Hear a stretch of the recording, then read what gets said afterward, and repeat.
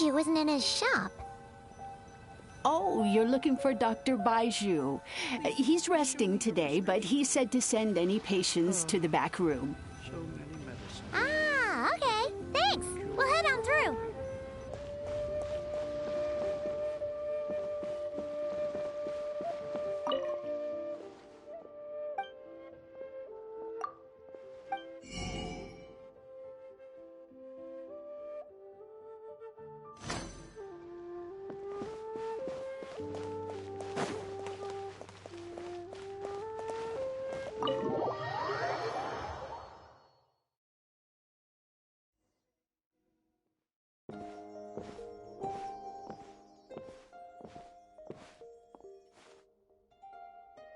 Traveler, Paimon, welcome. What can I do for you? It's the Traveler. She looks absolutely beat these days. She has these huge dark circles around her eyes, like she hasn't slept a wink. And she keeps spacing out. You have to call her name several times before she snaps out of it. What do you think it is? Is she sick?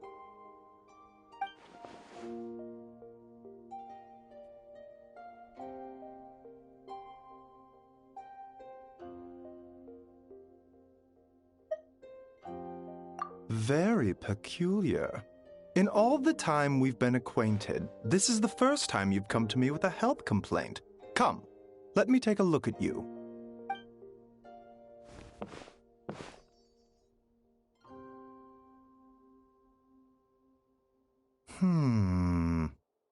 Okay, Paimon does not like that expression, Baiju.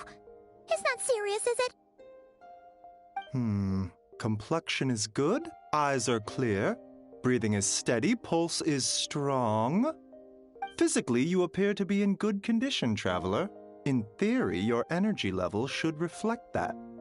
You should be feeling right as rain. Hence my concern. A clean bill of health is usually a good thing, but in this case, it likely means your situation is more complicated. Physical illnesses come with detectable symptoms that can be used to diagnose, medicate, and cure the condition. But afflictions of a non-physical nature, they fall outside a doctor's realm of expertise. Huh? What do you mean, non-physical nature? Curses, dark magic, it's hard to say. It could just as easily be a simple case of mental fatigue. Why don't you rest here for a bit? Whatever it is we're dealing with, clues to your condition are sure to reveal themselves in time. Once we know the root cause, we can administer the right treatment.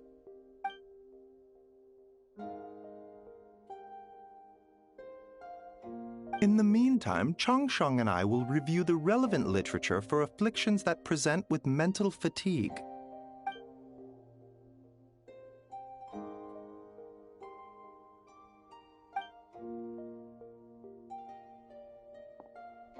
Oh, must be a rare condition if not even Baiju and Changsheng have seen it before. Well, all we can do is take their advice. You look like you're about to collapse anyway. Just get some rest. Paimon will be right here by your side. Fingers crossed you'll be all better when you wake up.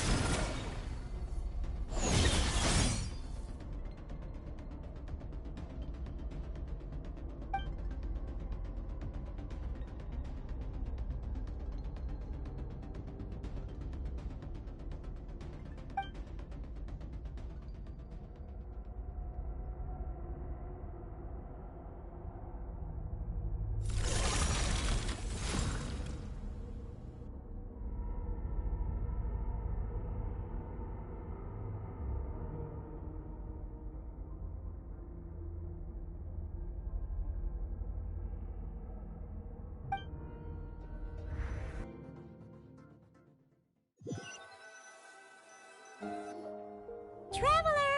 Traveler! Rise and shine! Time to wake up!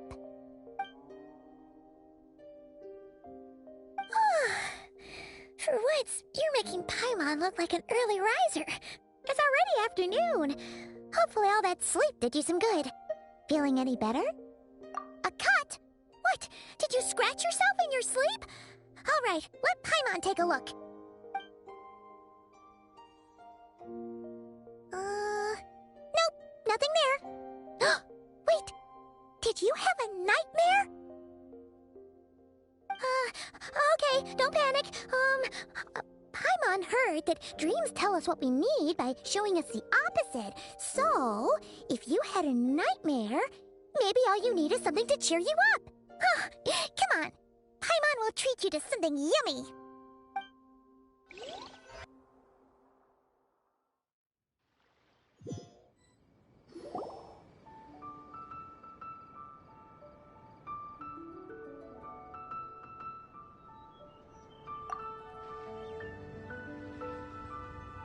What? So, in this dream, you were trapped in a weird place with thick fog everywhere, and then a spike came out of nowhere and stabbed you in the back? Oh. Okay, well, that's a new one. Are you sure it was a dream? 'Cause from the way you describe it, it sounds like you were really there. But then again, you woke up right where you went to bed. And you were definitely in a deep sleep this morning.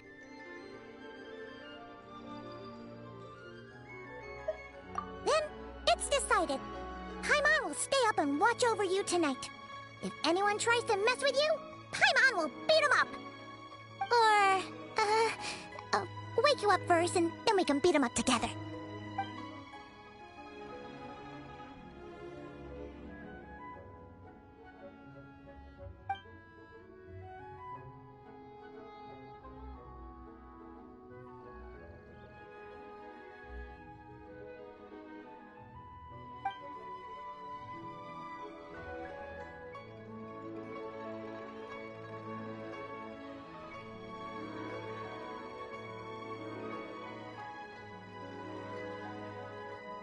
Something is missing?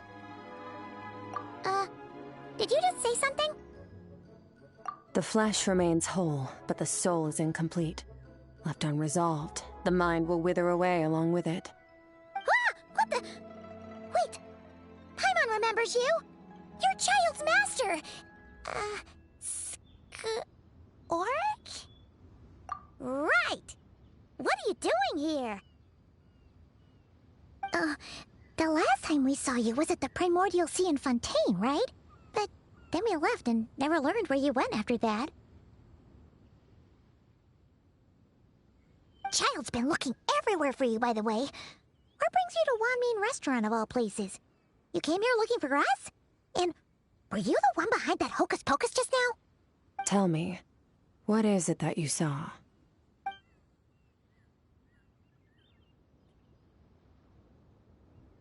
Tight-lipped, huh? I suppose that's fair. You, I'll take a glass of wine. Hmm? Oh, of course! Coming right up. We make this one in-house. It's not too strong. Enjoy. Chef Mao, I'll take a grilled tigerfish over here. Coming right up. Ah, if I knew we'd be this busy, I wouldn't have approved Shenhe's vacation. At the end of the day, what happens to you is of little consequence to me. I'm not here to try and win you over. Trust me or not, the choice is yours. If you want my help, now's the time to speak up. You have until I finish my drink.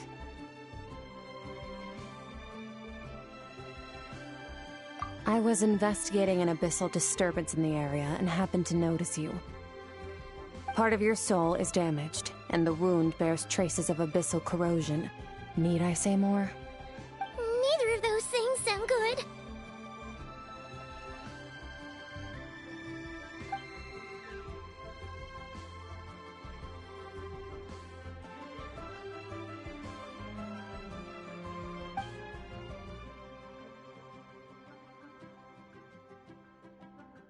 Well, Should we trust her? She mentioned an abyssal disturbance. Maybe that has something to do with what's going on with you. But we could always find a different expert on the abyss to help us out. Yeah, and that thing she said about your soul being damaged is scaring, Paimon. Definitely something we should fix sooner rather than later. Skirk's an interesting one, that's for sure. But from what Childs told us, she doesn't seem evil, at least. 1, 2, 7, 10. That'll do. Well, have you made up your mind?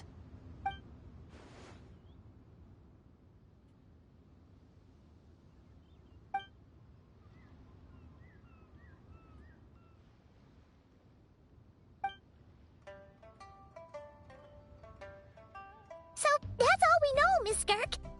Ma'am, can you help us? So, you couldn't disperse the fog. I understand. Come find me in the Guili Plains when you're done here. Oh, and I left cash for the drink on the table. Settle the bill for me, will you? Oh, okay. Huh? She disappeared!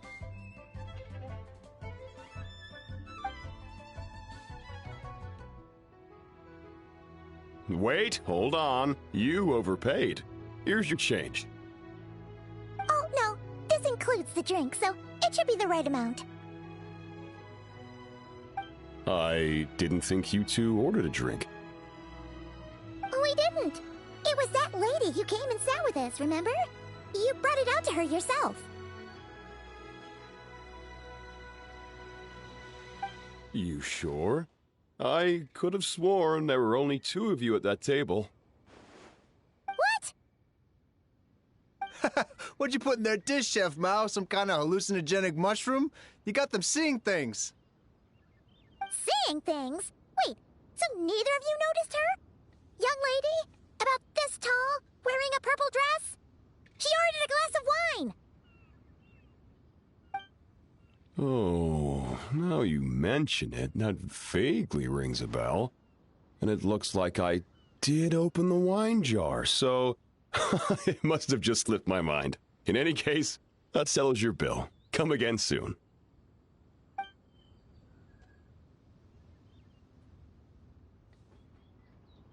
Coming! Okay, what was going on there? It's like they didn't remember Skirk being there at all. Even Paimon was half convinced we hallucinated the whole thing. But that Mora she left for us was definitely real.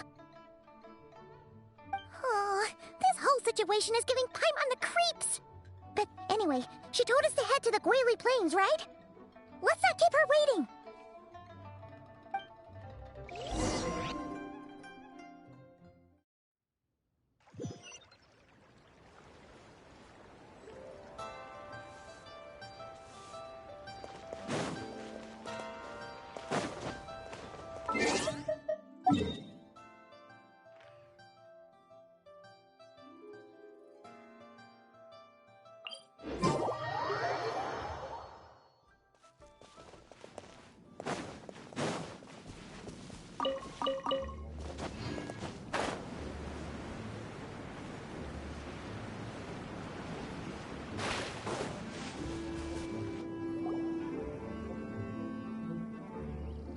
Whoa, what are all these rift hounds doing here?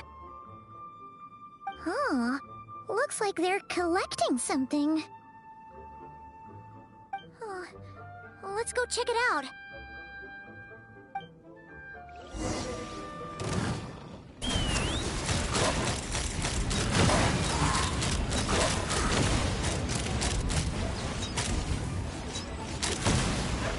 Open fire!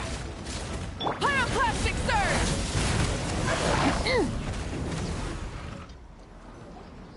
So, this is what they were collecting. It looks kinda like... Yeah, what is going on here? From the moment they are born, all beings with great power have an impact on this world. Even if their body is sundered and their soul extinguished, their influence remains. Gods are the most common example of that. The remnants of gods who fell thousands of years ago remain buried deep within the earth, carrying within them a warped will and a dark curse. Together, these remnants form what you call god remains, and it appears that some of those sealed here were dug up and removed. There are traces left, but they're fading fast. What are you doing? Nothing! Just wanted to make sure you were, real? She's definitely not a ghost traveler. Paimon poked her, and she's solid.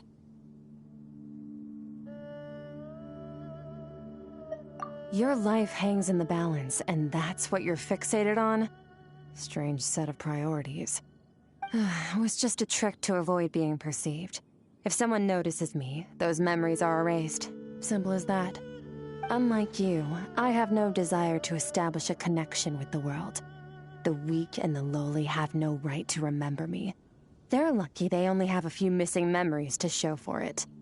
Now, can we please get back on track? Okay. Where were we? Right. The god remains. So, basically, there's now less of them here than there used to be, right? Isn't that a good thing? In our experience, god remains are 100% bad news. A lot of terrible things have happened because of them. Maybe it's a good thing by human standards, but power doesn't come from nothing, and it doesn't just disappear for no reason. The remains aren't just gone. They were taken. Very clever, Traveler. You aren't the only one who had something taken from you. There are victims like you everywhere. The only difference being, you can speak, and the remains cannot, so it went unnoticed. Something similar happened in Sumeru. Within the span of one night, countless consecrated beasts were slaughtered, and a large amount of the god remains buried in the desert went missing. Of course, god remains are just one of the targets. The culprit is chipping away at sources of power all over this world, including the Stella Fortuna above. Wait, you mean... the stars? Mm-hmm. 42 of them have died out in the past few months alone. In Conria, people believed that powerful individuals have corresponding Stella Fortuna. Even should that individual fall, their Stella Fortuna would not disappear, but gradually evolve into a new constellation. Yet now, stars are disappearing from the skies entirely, and it's not hard to deduce what's happening to the power they contain. Something has been leeching power from this world like a parasite steals nutrients from a host. And now, it's no longer satisfied with the remains of the dead. It wants you. This time, it only took a fragment of your soul. But next time, there's no telling how far it could go. No one knows. All I know for certain is this. Getting back what you lost will not be easy.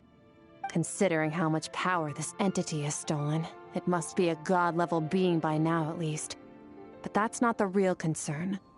Souls are fragile things, and yours could easily be crushed if you go up against it. So you're gonna help us, right? We're going to help each other. You are my ticket to uncovering this thing's true identity. Well, great! You seem super strong, and you know a lot about the Abyss, so Paimon will take it. Don't get all mushy on me. All I'm doing is helping you get back to normal after a sudden crisis. And I should warn you, getting mixed up with me can have unforeseen consequences. We're on very different journeys. You don't want to be in my debt, trust me. You help me uncover the truth behind this entity, and I'll help you recover what you lost. This is a transaction, that's all. You would do well to remember that. Now, come along. Yeesh! You'd think she'd be a little friendlier since she's agreed to help us. But nope, she's just like when we met her in the Primordial Sea. So cold. Well, whatever. If that's how it's gonna be, then she doesn't deserve our friendship. What she does deserve is a super embarrassing nickname.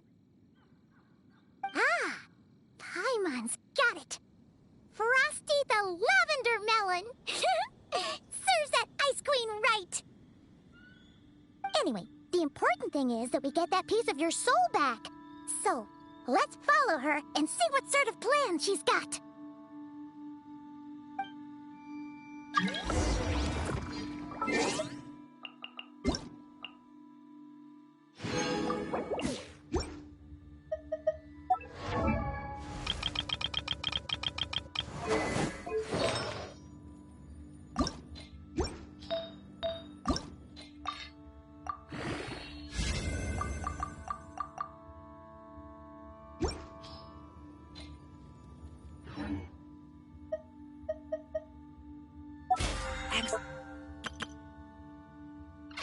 Exploration and trials.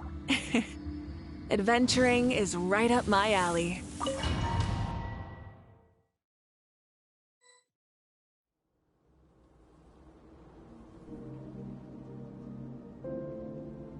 Whoa!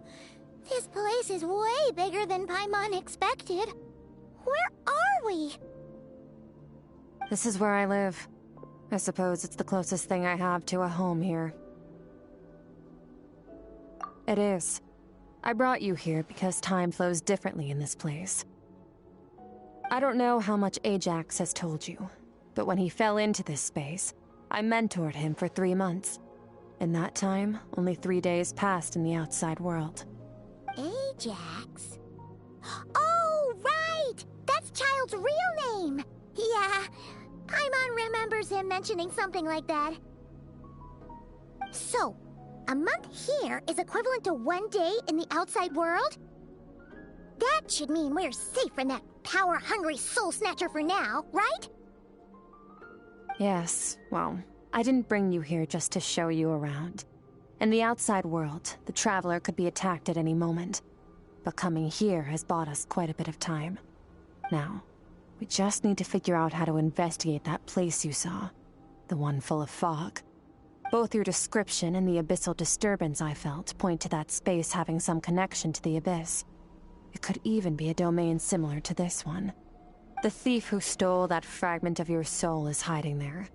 But the abyss is a chaotic and turbulent place. If we want to pinpoint their location, we need to see what that space looks like without the fog. Abyssal power can grant a special form of sight. Have you ever wielded abyssal power before? Okay. Do you plan to learn?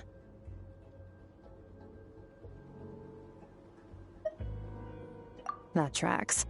All the information you have suggests the abyss is something sinister, and that abyssal power is a wild and dangerous force that always spells disaster. And you're saying that's not true? Depends on your perspective. Floods and hurricanes take countless lives too. But if one day you gain the power to control them, what was once a calamity is now just another tool in your arsenal. I'll respect your opinion, though. Just means we have to turn to the second best option. A little abyss crystal that contains my power. Wear it on your head, and we'll be able to perform dream mirroring when we fall asleep. Dream mirroring? It means experiencing whatever the other person is dreaming. Everything they see, think, and feel. Since you haven't studied the art of using abyssal power, and have no plans to jump in the deep end right now, I'll have to do the investigating for you. With dream mirroring, every time you slip into a deep sleep, I'll see with my own eyes whatever scene plays out in your mind. Then, I can guide you through the dream environment, and we'll take back what was stolen from you. Huh.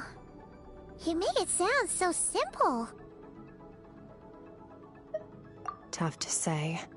This is an unprecedented situation for both of us. Even assuming we do manage to find where this entity is hiding, like I said, getting your soul fragment back won't be easy. To play it safe, I need to give you some special training first. Wait, you're gonna teach her some of your martial arts? Does that mean the next time we see Child, we have to treat him like our senior? Do as you want. For my part, I don't see you as my disciples. You're already a pretty good fighter. All I'm planning to do is build on your current skills and train you for the specific scenarios that I think we might face. But that's enough talk. If you're ready to do this, then come with me. Time might be more lenient here, but that's no excuse to waste it. Oh, she moves fast. Paimon can hardly keep up with her. So, special training, huh? Kind of a rare opportunity. With your skills, there's not a lot of people qualified to train you. The last time something like this happened was probably anti-Raiden Shogun training, right? Oh, feels like a lifetime ago. Skirk seems pretty strong too, though. Remember how she said that the all-devouring narwhal was just her master's pet? Maybe we really will learn something here.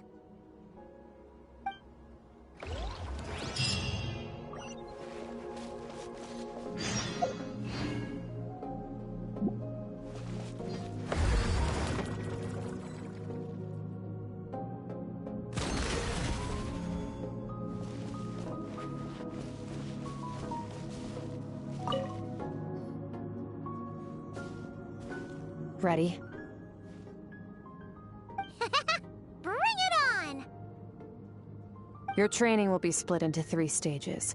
Testing your blade work, elemental abilities, and reasoning skills. We'll start with blade work. You're no rookie in this area, so I won't bore you with the basics. During your long journey, you've no doubt sparred with a lot of talented sword fighters. Consciously or not, you will have picked up all kinds of techniques from them. You bet! There's Kaya, Master Jean, Kuching... Oh, and Kazuha, Ayaka... Yeah, we've met sword masters like you in every nation we've been through. You sparred with a bunch of them too, right? Nice to know it's all gonna come in handy now. Don't get too smug. In sword fighting, techniques alone are not enough. You need a cohesive system to bring it all together. A style or school of fighting. To use the human body as an analogy, your style is your skeleton, the foundation, the framework. Techniques are the muscles and other flesh attached to the bones. This is where your strength comes from. Improving your sword fighting is like growing that body. If your frame got bigger and taller, but you didn't add any muscle mass, you'd be weak and flimsy. Then again, if you packed on pounds of flesh without a big enough frame to support it, you'd end up bloated and unwieldy. You need to do some introspection. Take a good, hard look at your past experiences and figure out which parts of what you've learned are just techniques, and which parts can be used to form your own system of blade work. Only then will you get the full utility out of all your thoughts and observations along the way. Only then will every strike you deliver make perfect sense. Wait, is that it? Paimon thought you were gonna teach her some cool new moves. Like when you went swoosh and opened a tunnel to another place. One day, you'll reach a new level of power where you realize that even that's as basic a trick as any other. But right now, our sword styles are so wildly different that teaching you mere techniques is pointless. There are no shortcuts in the pursuit of power. Failure is your best teacher, and rigor is your coursework. That's all I have to say. Time to make a start. Train until you're satisfied with yourself. Now focus. Destroy the crystal columns as swiftly as you can.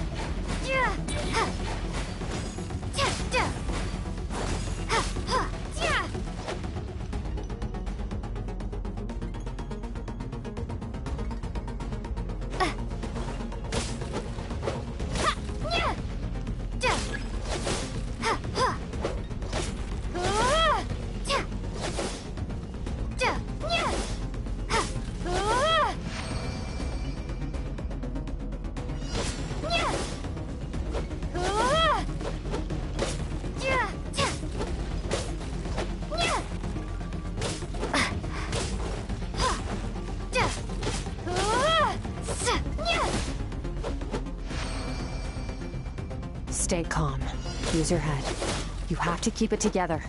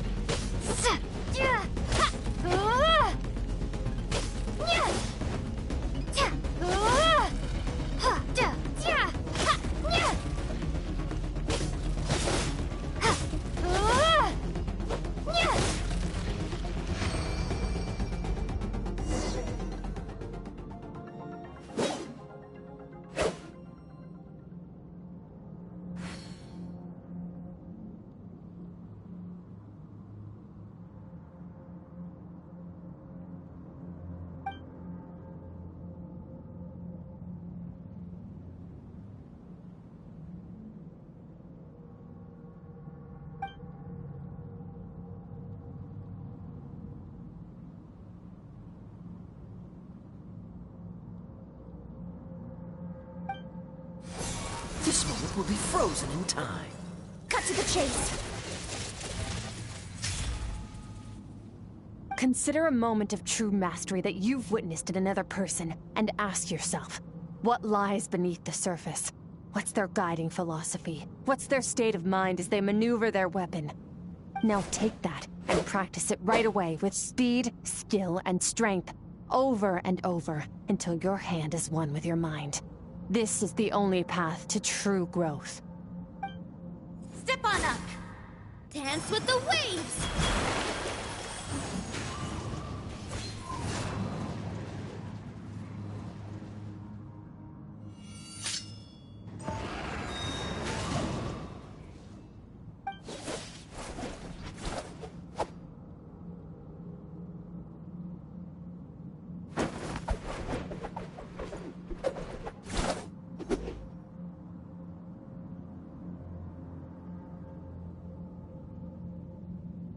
If you start to tire, empty your mind, but do not stop. Stay in that frame of mind as you keep up the fight. Get rid of all redundant movements. Imagine your sword is an extension of your own body. Wield it just as you wield your arms, hands, and fingers. 'Twas on a deserted, moonlit night that the hero approached the vile dragon's limpid lair. Ring cutter! Feathers fleeting wet, the white heron treads water, a sight without flaw. Master of Inazuma Kamisato art Tachijutsu.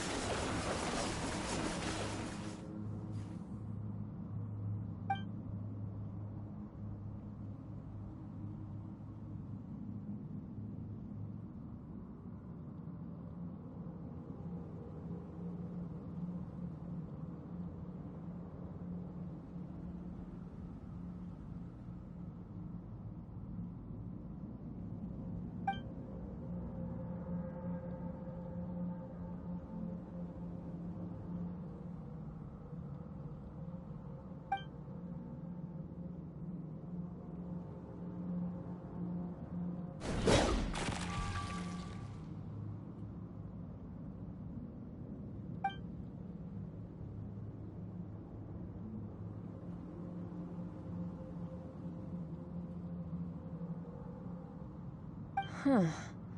Looks like you've made some real progress. That concludes your training session. Awesome! Paimon knew you could do it! How do you feel? As you should be. Time flies when you're training hard. You've actually been going for several days now with no rest. Yeah, meanwhile Paimon's had a whole bunch of naps. But you were so focused, she didn't want to interrupt you. Go get some sleep. I'll be doing the same very soon. Let's hope you see that foggy place in your dream, so I can get this investigation over and done with.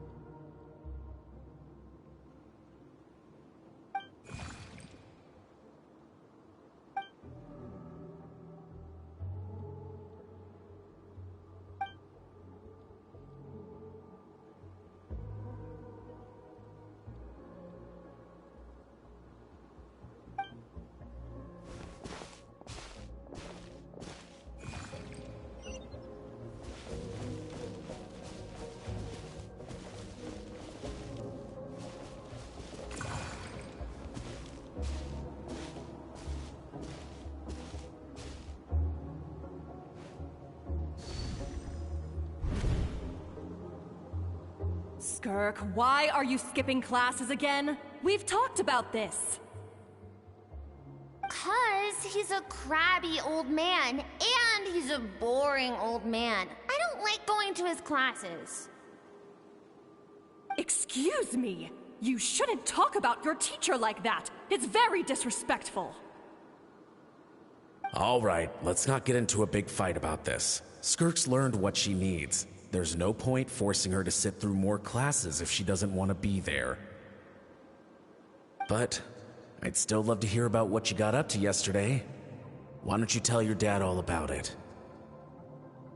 I went diving, and I saw this huge fish. I never knew they could get that big. It looked kinda dumb, though, with that stupid big fat head. I tried to shake its fin, but it just spat water at me. Oh, and today, I'm gonna go to that prairie up north. There's supposed to be this giant bird there that can spit fire. I bet if I climbed on its back, it could fly me all the way to the stars. Then I suppose your old dad should get one as a pet too. Otherwise, how are you gonna hear me call you for dinner up there in the stars? When it's time to eat, I'll come back on my own, Zilly. Anyway, gotta go. Bye, Mom. Bye, Dad. Wait! Put on a coat at least. You'll catch a cold. I'm talking to you, young lady. You spoil that child, you know. Ever since that merchant ship arrived, she practically lives outside. Always going on about exploring the beyond one day, whatever that means. Let the kid do what makes her happy. Besides, we both know you're all bark and no bite. Come on, our little adventurer is gonna be hungry when she gets back. Let's get started on dinner.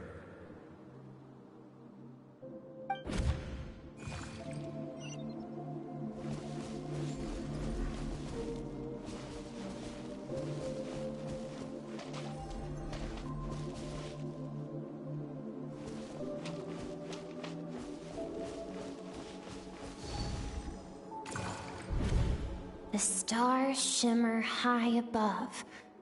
But what lies beyond the stars? Mountains as far as the eye can see? An endless snowy plain? Or maybe buildings taller than the sky, like the people from the merchant ship said? I can't be the only one asking these questions. The universe is fascinating. If only I could meet some other people like me. We could set sail together and explore every corner of the world. I'm sick of being a kid. There's so many amazing things out there, and I'm ready to see them all. But for now, I'm starving. Better get back.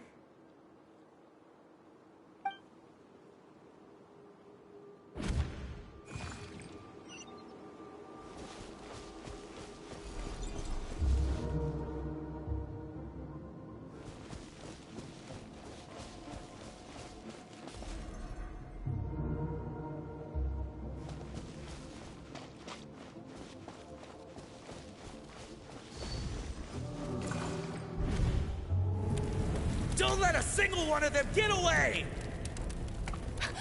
No, please, spare the children! Stay back! They're coming! Run! Help! Eliminate the threat. Take them down! Don't be scared. Help! This way! We'll never make it! Fire. There's fire everywhere.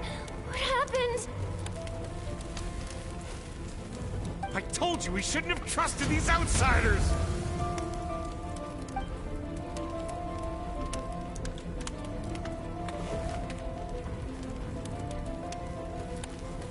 Why are you doing this? What did we do to deserve this? We welcomed you with our finest food and drink, showed you the best our home has to offer, gifted you cloth dyed by our own hands. And this is how you treat us? Run! Save yourselves! Captain, Zone 3 is clear and we have Zone 2 surrounded. Begin extermination. Remember the orders from upper command. No one is to be left alive. Rest assured, sir. We have enough munitions to annihilate these savages and burn their entire civilization to the ground. Good. The only ones who put up a real fight are that man and his wife, correct? What's their status? We shot the man in the ankles and the wife broke her wrist attempting to fight back. They won't be doing much more fighting. They're holed up in their home for now, but they won't last long. To prevent them from making some kind of last stand, we're planning to clear out the other zones first so we can send a bigger squadron to surround them. Well, well. Turns out some of these beasts do know how to use their claws. Now the threat these savages pose will be undeniable. Let them cling to what's left of their lives for a little longer. Once the other zones are cleared, I'll cut off their heads myself.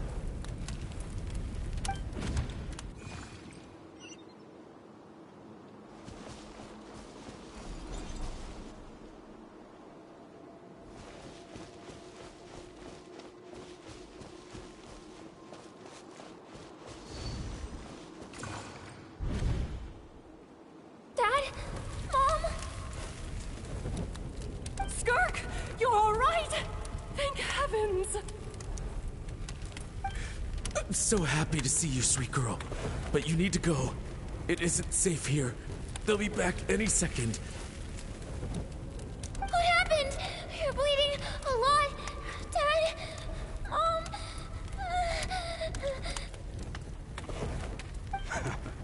This is the place. Alert all units. Prepare to surround. Run, Skirk! Run as far away as you can! Don't trust anyone! Your dad and I, we're not afraid to stare death in the face, but we need you to survive. My clever girl, so curious. You're already so brave. I know you're going to grow up to be such a positive light in this world. Whenever you miss us, just play this song. Remember, life is a gift. Don't let darkness claim it. Break down the door! Look what we have here. A savage that can pluck a tune. Well, the show's over.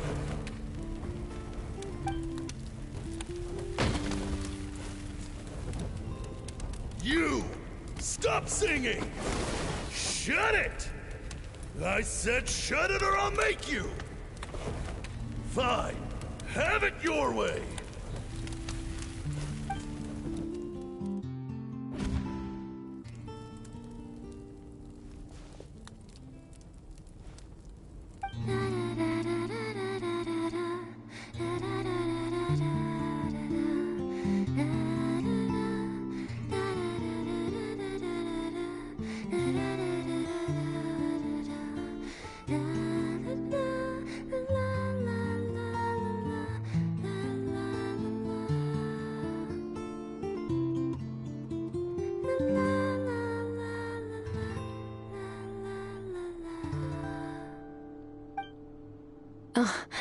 You're awake? I found a few clues while you were asleep, but it's only a start. Now, time for the second stage of your training. This time, the focus is elemental energy. Come find me when you're ready to begin.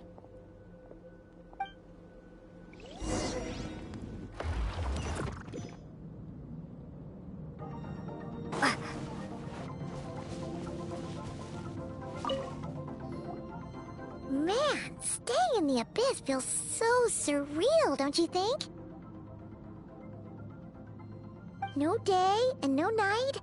It's like time hardly exists. If we weren't careful to keep track, it feels like we'd have no idea how long we've even been here. Well, except for the fact that Paimon still gets hungry like clockwork. You go do your training. Paimon's gonna grab a bite.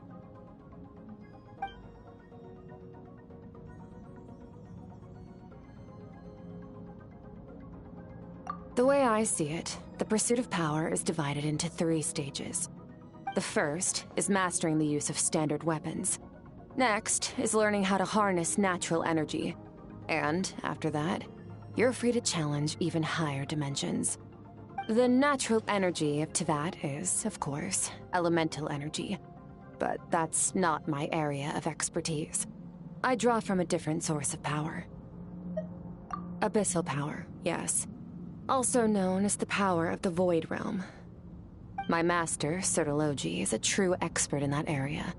After all, he was one of the group of 5 that infamously stole the all-encompassing power of the Abyss, an act for which the people of Conria gave them the epithet, the 5 Sinners. The elemental energy of Teyvat, on the other hand, is derived from the power of the Light Realm. These 2 forms of energy exist in direct opposition to each other. Suffice to say, there's not much I can teach you this time. A keen observation, traveler. Call it respecting local norms.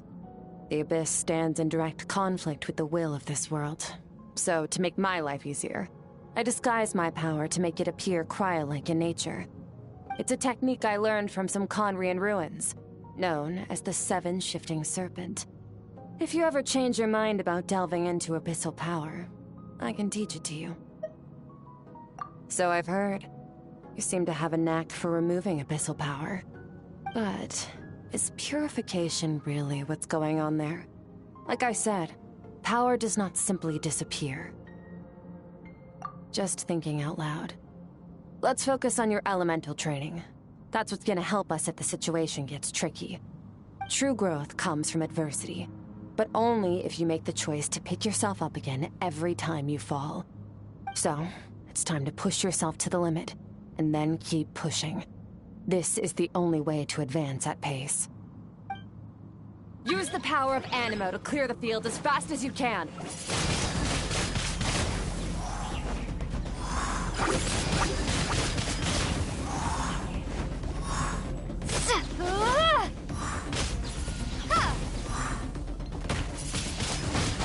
Windblade!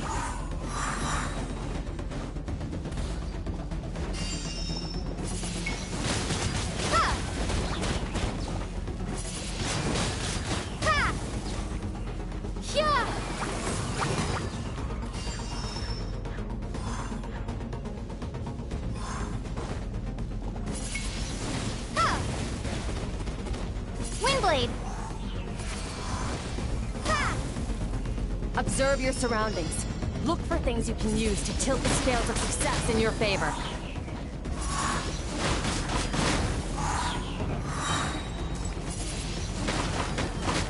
Prepare to be blown away!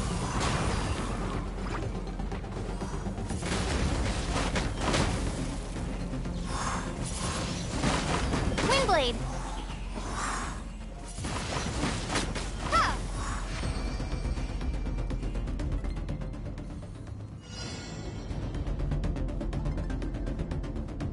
Use the power of Hydro to destroy the spikes.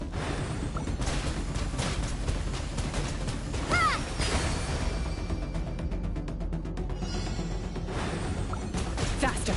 Don't give them a chance to strike you. You need to be quicker than you were in your dream. You can't afford another injury like that.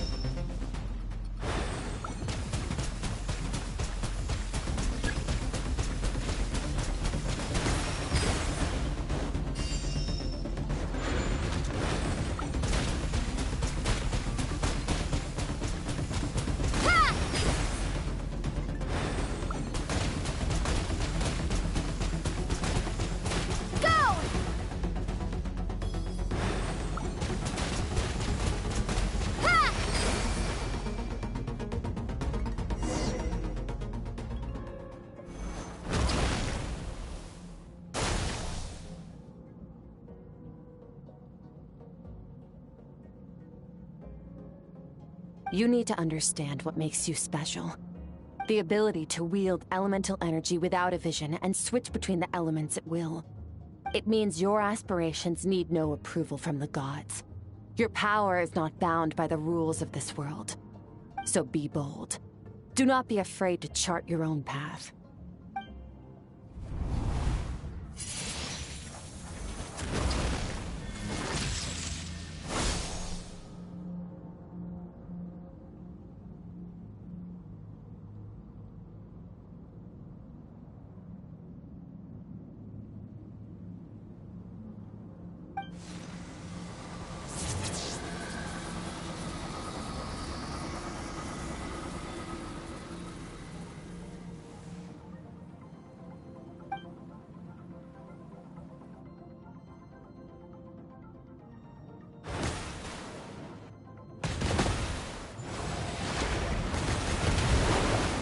Very good.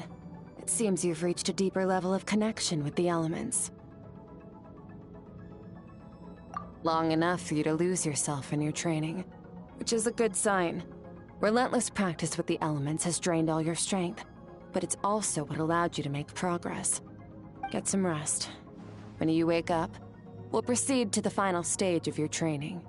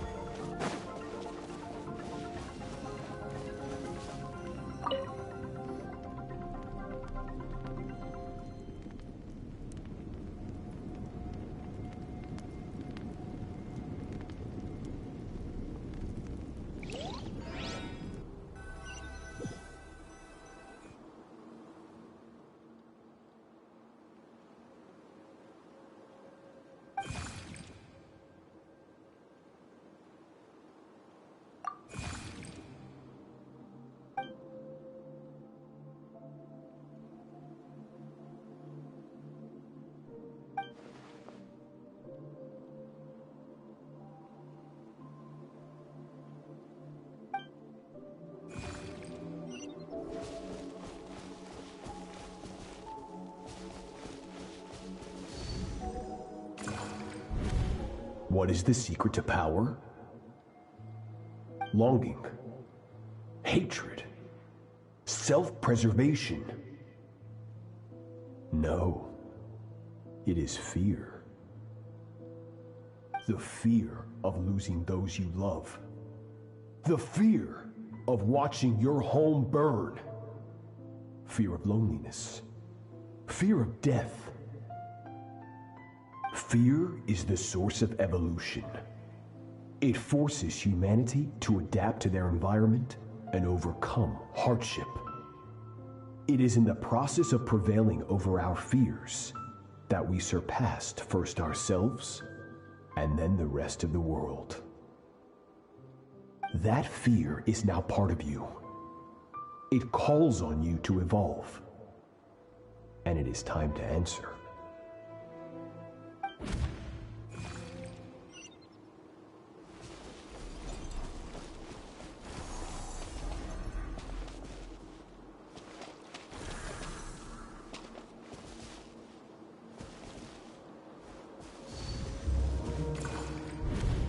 Any minute spent missing home is a minute wasted.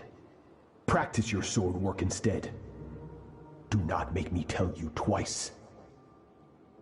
But, Master, I can barely lift the sword anymore. If I keep going, I feel like my wrist is going to break. So it has not broken yet.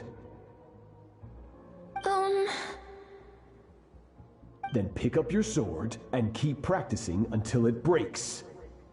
I want to hear the cracking and splintering of bone. After all, bones can always be reset.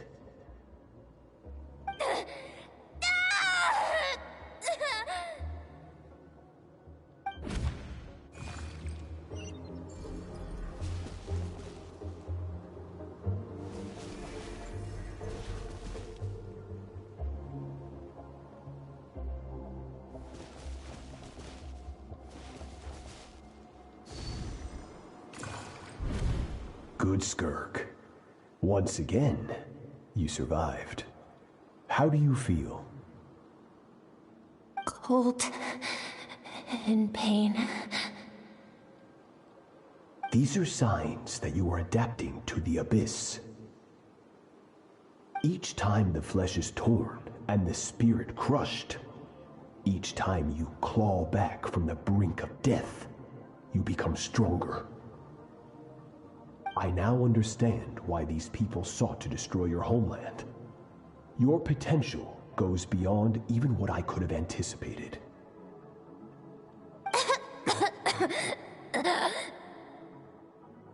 But you still have much to learn in your pursuit of strength. Your mind is rife with distractions. From now on, I shall show no mercy in your training. You must learn to shut out all the pointless emotion, crush the self that makes you weak, and become master over your physical form. Get up, Skirk. Wipe the blood off your face. Cut away the rotten parts of your flesh, and mend what is broken. Then take up your sword.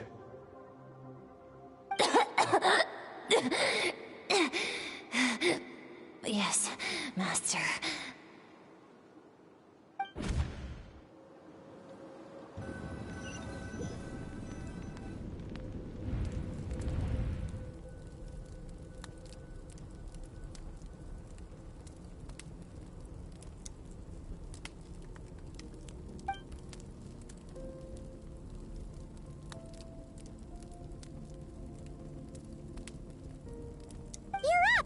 Hopefully you got some good rest. Skirk said to tell you that she's ready to start the final stage of your training whenever you are. So, want to head over now? Or did you want to wait a little?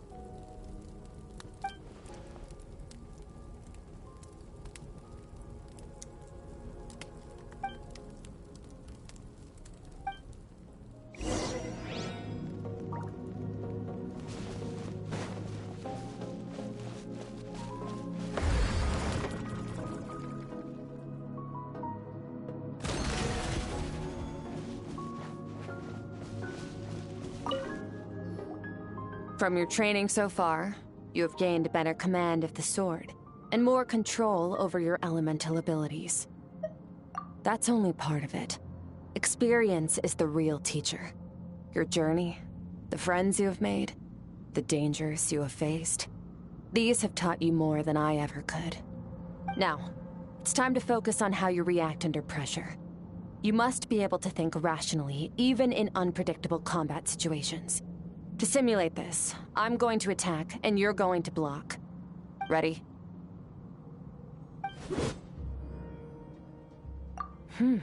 Not bad. That defensive stance looks near unbreakable.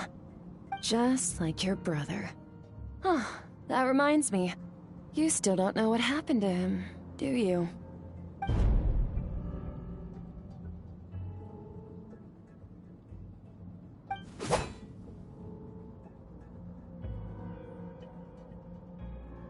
Hey, no fair! That's cheating! You think every opponent has the same moral code as you? You can denounce their deplorable methods all you want. But only if you live to tell the tale. The dead don't get to complain. Strong emotions will always arise in combat. Anxiety, anger, fear. But a true warrior is never at their whim. Only when you are free from the influence of emotion can you make the right choice, no matter the situation. How amusing. Almost sounds like you think you know me. But you don't. You can choose your own path. We are not the same. Let's begin. Try to use reason over emotion. Make the most rational and advantageous decision in any given moment. This is your final training session. Look alive. Same drill as before, but this time I'm going to interfere. Hold your focus.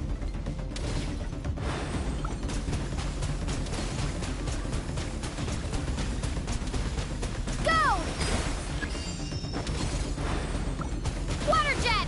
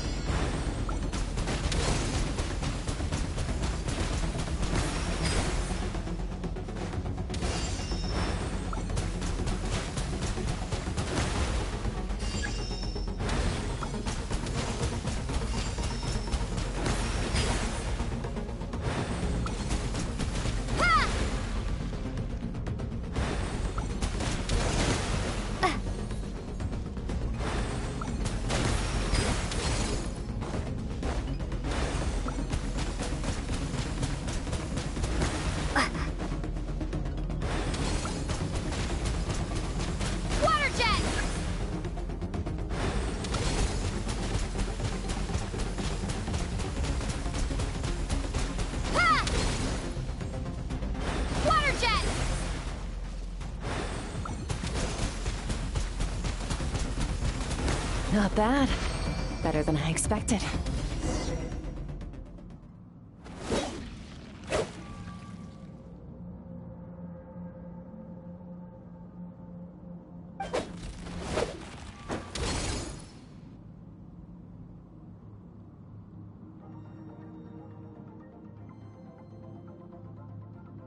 You're getting the hang of it.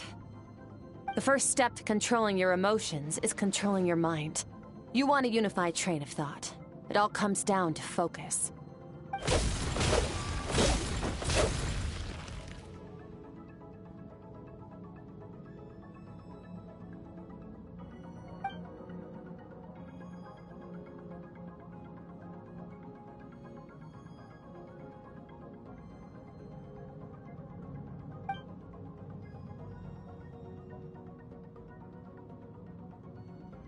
Your mind is rife with distractions. From now on, I shall show no mercy in your training. You must learn to shut out all the pointless emotion, crush the self that makes you weak, and become master over your physical form.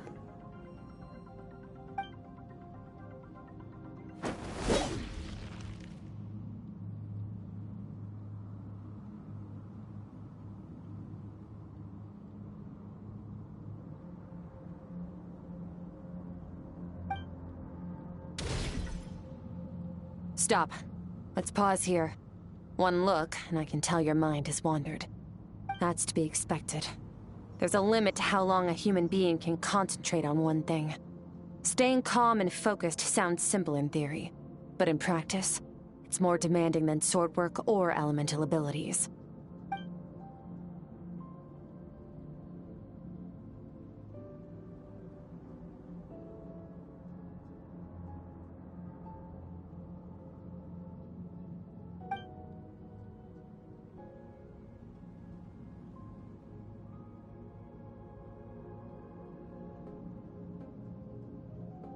Get some rest.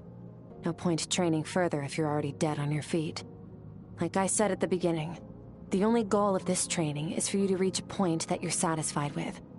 You managed to push past your limits, which is a good start. You can be proud of that and sleep well knowing that you've earned it.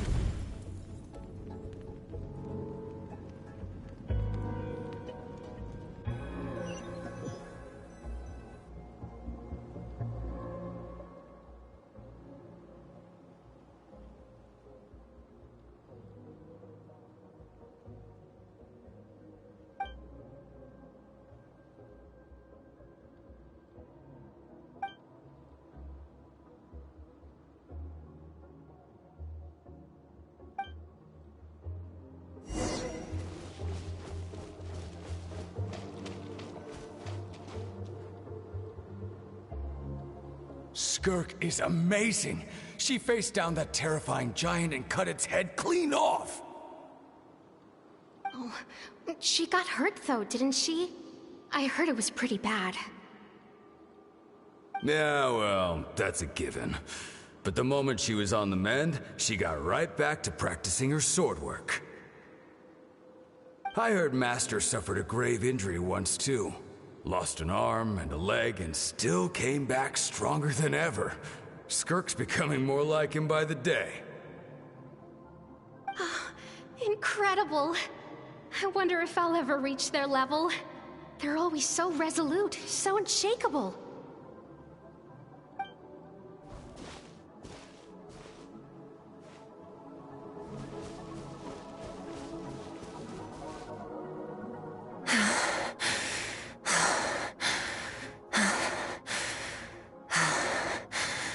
Pathetic. You're not even trying.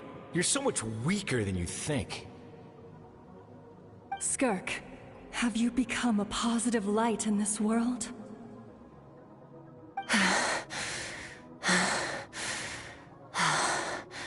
Do you even remember how many of us perished in that fire?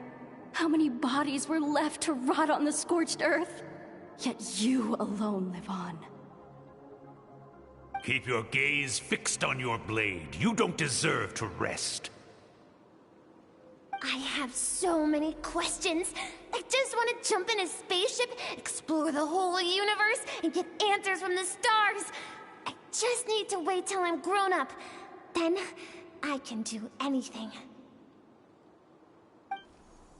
Now, you must bid farewell to who you were in the past, and become someone stronger. Run! Skirk! Run! Only death awaits us here. Keep running, and don't ever look back.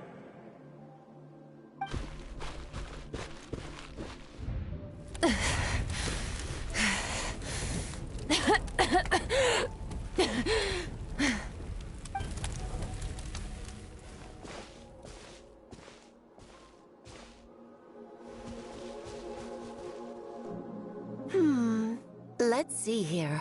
First things first, you need a new identity. Going around telling people you're from somewhere beyond the stars won't do, now will it? How about saying you hail from beneath the earth instead?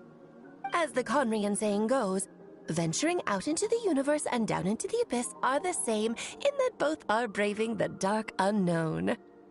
Well, I'm a visitor on this planet, so I'll follow the rules. Ah, splendid. That saves me quite a bit of trouble. Let me offer you a piece of advice in return, although it might not be what you want to hear. I know the pursuit of strength is important to you, but taking a moment for yourself every once in a while is never a bad idea. Ignore her existence for too long, and there will come a day when you can no longer hear her voice.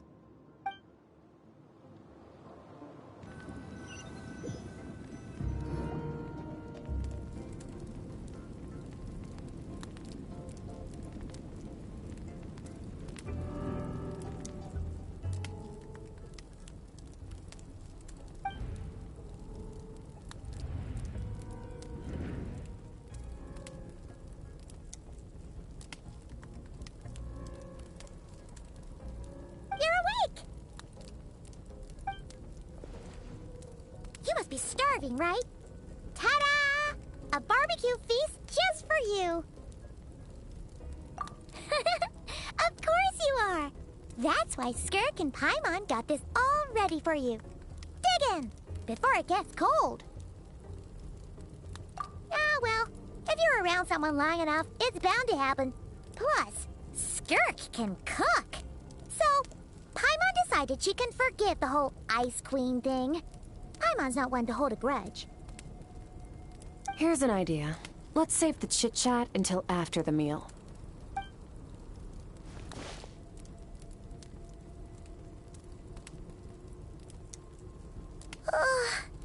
So full. Okay, it's Paimon's turn to sleep now. Wake her up when it's time to go.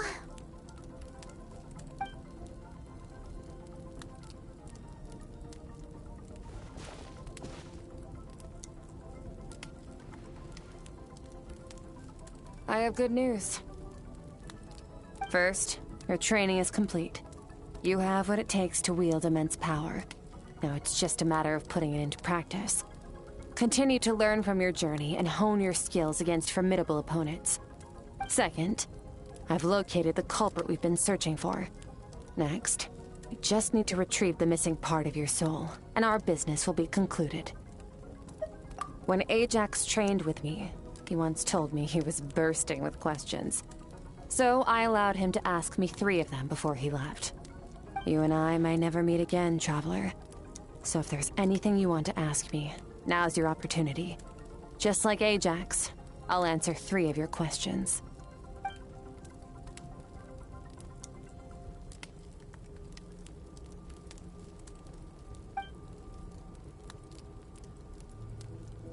Okay, not the angle I was expecting.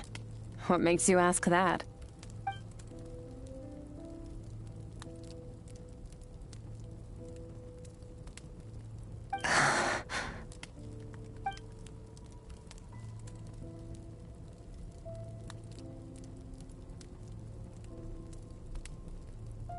I knew that was a possible side effect.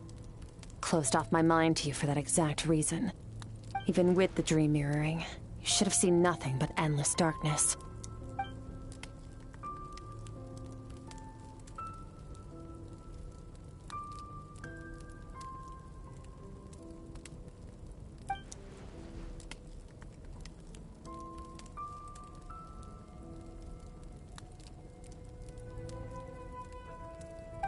Whatever. Must have been a flaw in my execution. I shouldn't be too surprised. Due to some recent circumstances, my self-control has been lacking as of late. Since you've seen what you've seen, there's no reason to hide the truth. All I ask is that you keep it a secret. No, I'm not from Tevat. I'm from a different planet. And there was a time when I journeyed through the stars. A lot like you in some ways.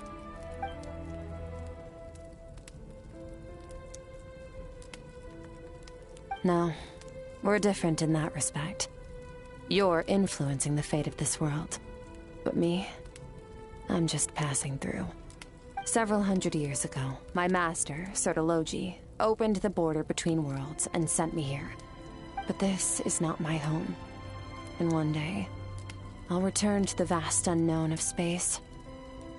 So, there you have it. On to your second question.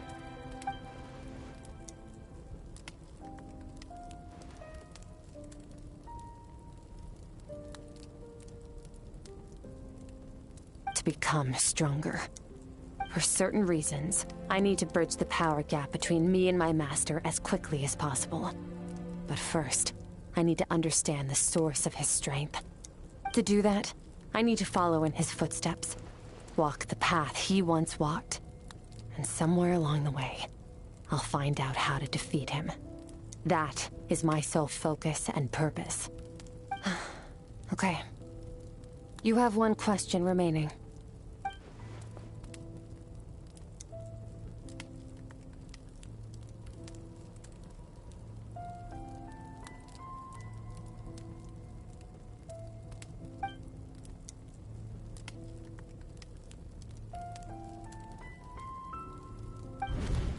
You make it sound so easy. Ever since the incident I experienced there, I've never stopped searching for Master Skirk and that unknown abyss. But it's been years now, and I've still found nothing.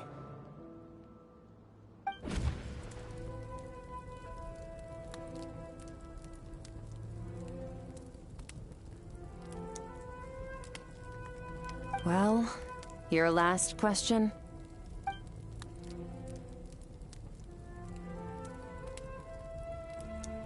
Ajax.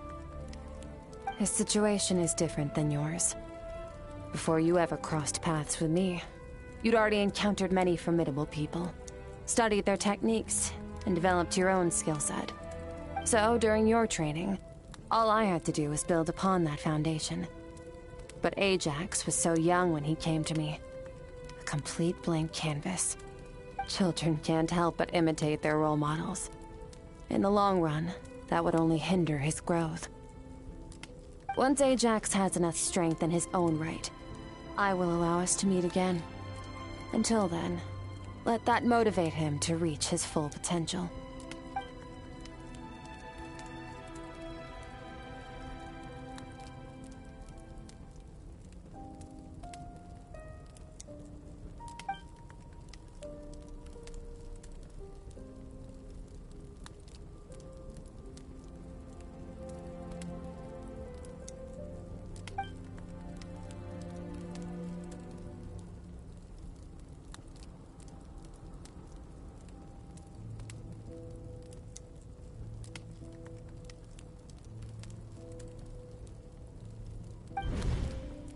Unlike you, I have no desire to establish a connection with the world. The weak and the lowly have no right to remember me. They're lucky they only have a few missing memories to show for it.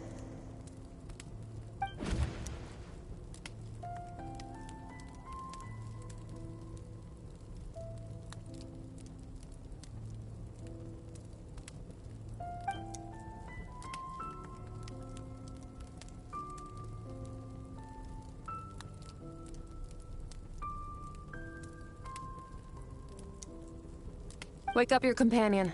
It's time to go. Oh, and everything I just told you. Best keep it a secret from her as well.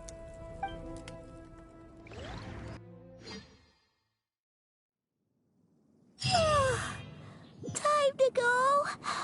Oh, finally.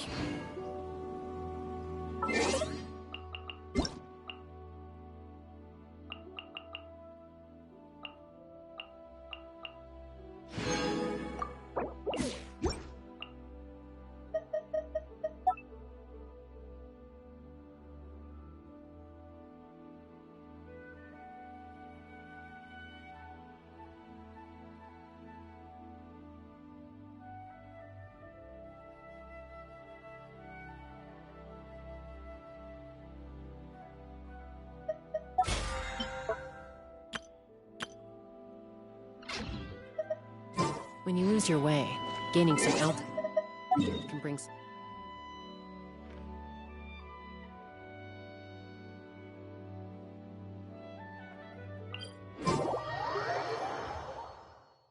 Just follow me. I'll open an abyssal rift close to the culprit's location. It will take us to where he's hiding.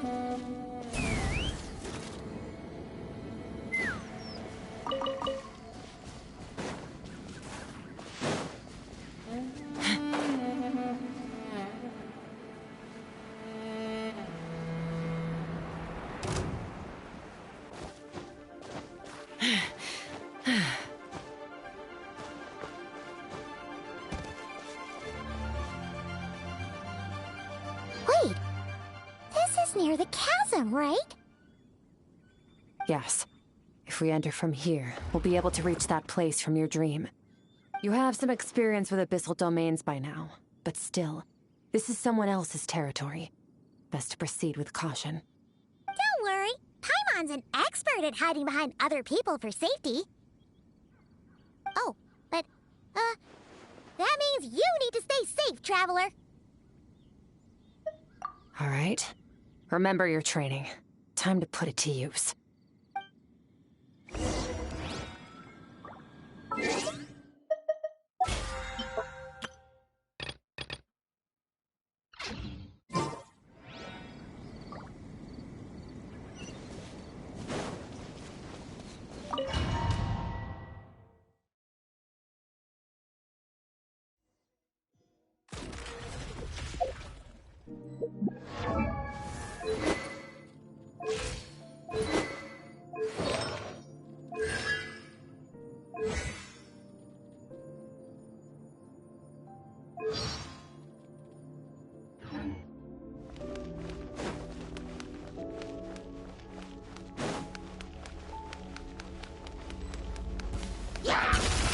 Paradigm shift!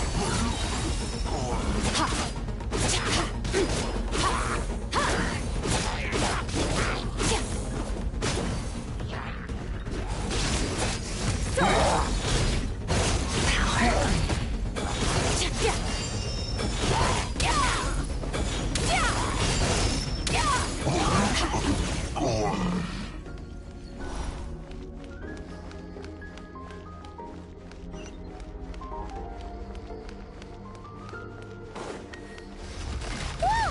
Look at all these spikes! Careful! Don't get hit! You know what? Paimon's just gonna float behind you. Come on, you got this!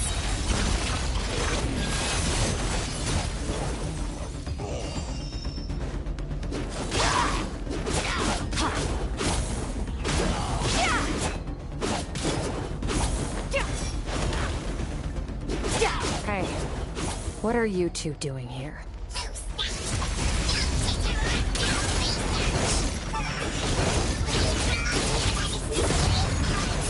Dusty, like an abandoned house.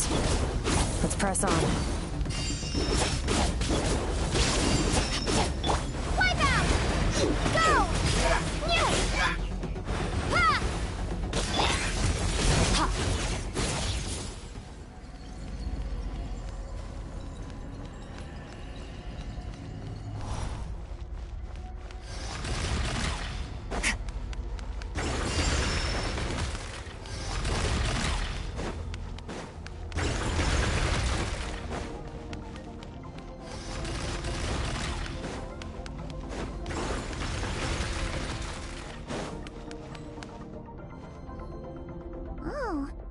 Looks like this is a dead end.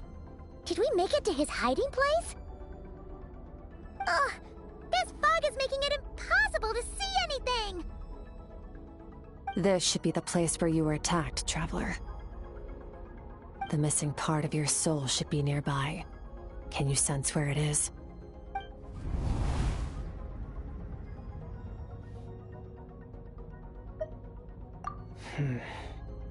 Our opponent must have covered his tracks just in case.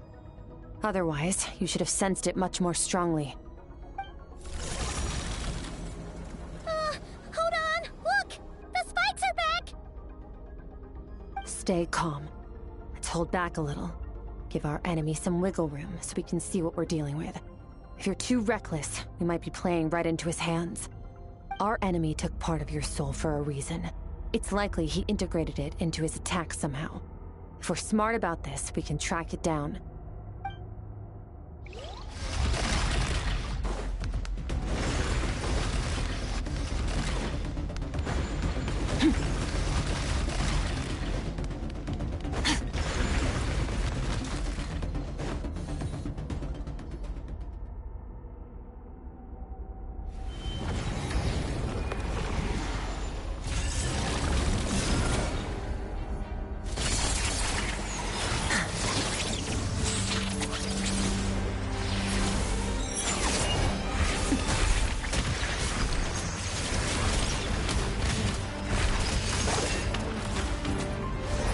From the start, the attacks have been focused on me.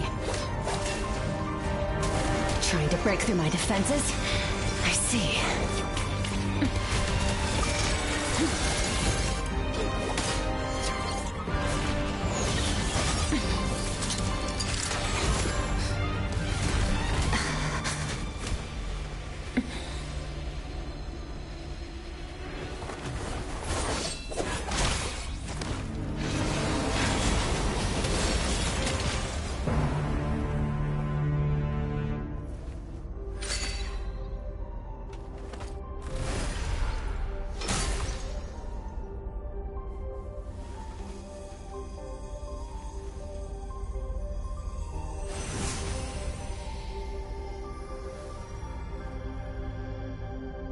There.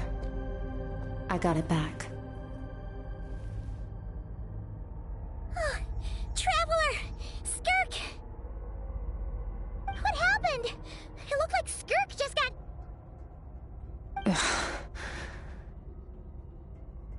In the Guili Plains, you asked me why this enemy chose you as his target.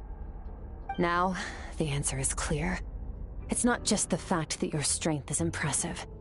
It's also because of your ability to, as you put it, purify abyssal power. Whatever that actually means. The fact is, that ability allowed him to do something that should have been completely impossible. Namely, break through my defenses and steal my power.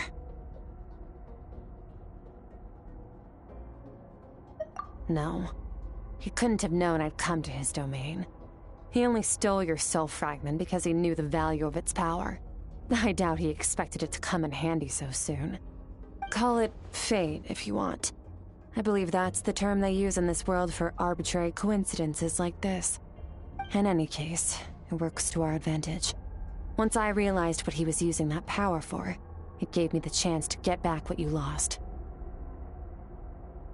I'll cope. Well, done gorging? Good. Time to answer some questions. How did you get the power of the all-devouring narwhal? The all-devouring narwhal? Oh, of course! Paimon knew that spike thing looked familiar. It looks just like that narwhal's horn! I highly doubt you acquired that power through your own strength. Tell me I'm wrong. You're desperate enough to scour the land for god remains and whatever vestiges of power you can find. That alone proves you wouldn't be able to defeat a creature like that. Which leaves one possibility. You know my master, the Foul, Sertologi. The Foul? Who dares call him Foul? Sertologi.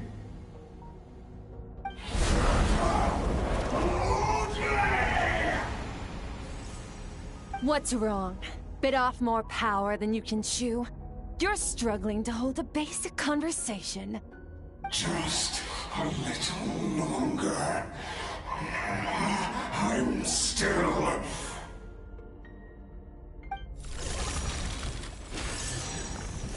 Look! It's back!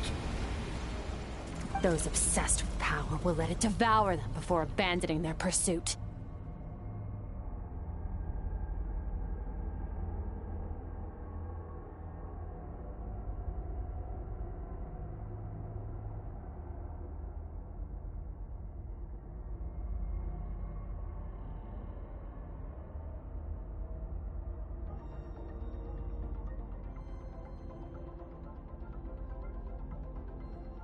Keep calm and use reason to decide the best course of action.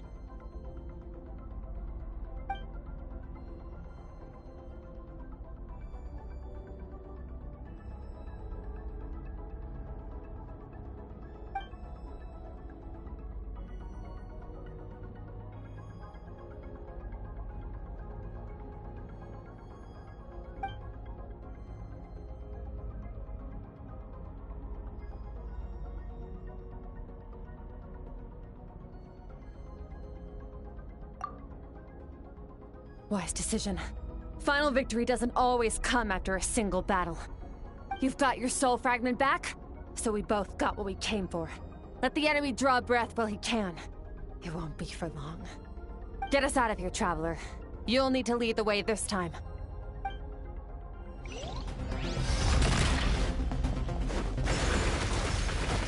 Skirk, is your shoulder gonna be okay?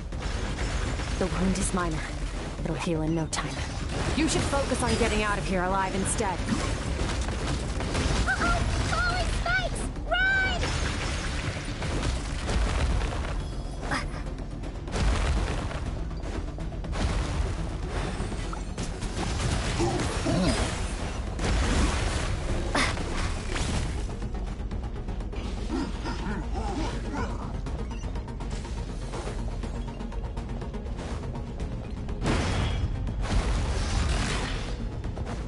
Watch out! Looks like this place is about to collapse!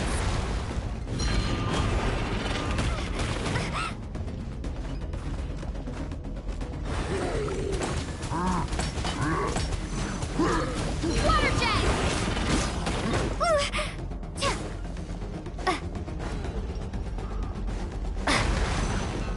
So, this guy's power has something to do with the all-devouring narwhal. Did you know that all along, Skirk?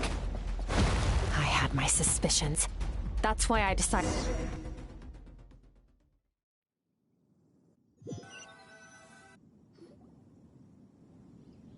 Phew.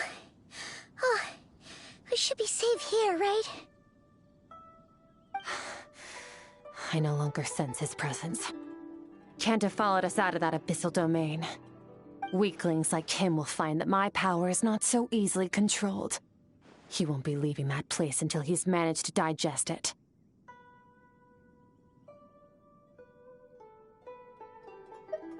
You seem surprised. I suppose that's fair. You've seen but a fraction of what that whale is capable of. That gaping maw could swallow a planet whole. It's called the all-devouring narwhal for a reason. Devouring is what it does best. It can extract power from anything, dead or alive, as long as it manages to make physical contact. Yeah. When we had our run-in with that thing, Neverlet mentioned that it has an instinct to devour. Your dragon friend recognized the nature of its abilities and used the power of Hydro to protect you. That worked because it was in a satiated state, so it was somewhat less aggressive than usual.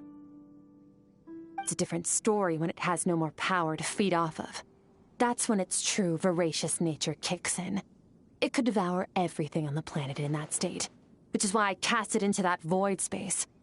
But I hadn't counted on there being anyone left on this planet capable of wielding its power. To me, that says he must have encountered the whale a long time ago. Meaning, he must have known my master. Exactly. It told me everything I needed to know. Hence why I said we both got what we came for. And I believe that brings our transaction to an end. Now that you're whole again, you can get back to your own journey. I'll handle the rest of this situation myself.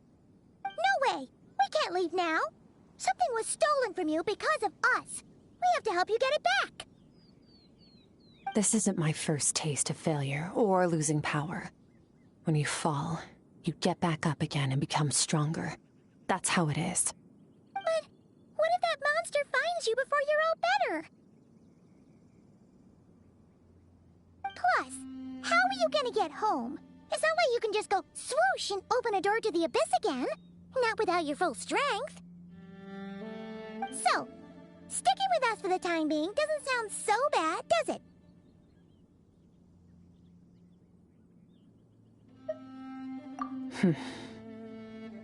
Fair enough. Then take this. What is it? A bag of Mora. Nothing in this world is free. I know that much. I'll leave the planning to you. Hurry up and decide where to go. We shouldn't linger. We should take Skirk somewhere she can rest. But where? Paimon gets the feeling Skirk wouldn't like being around a lot of people. Oh wait! Baizhu said we could rest in the back room of the pharmacy, didn't he? Let's head there!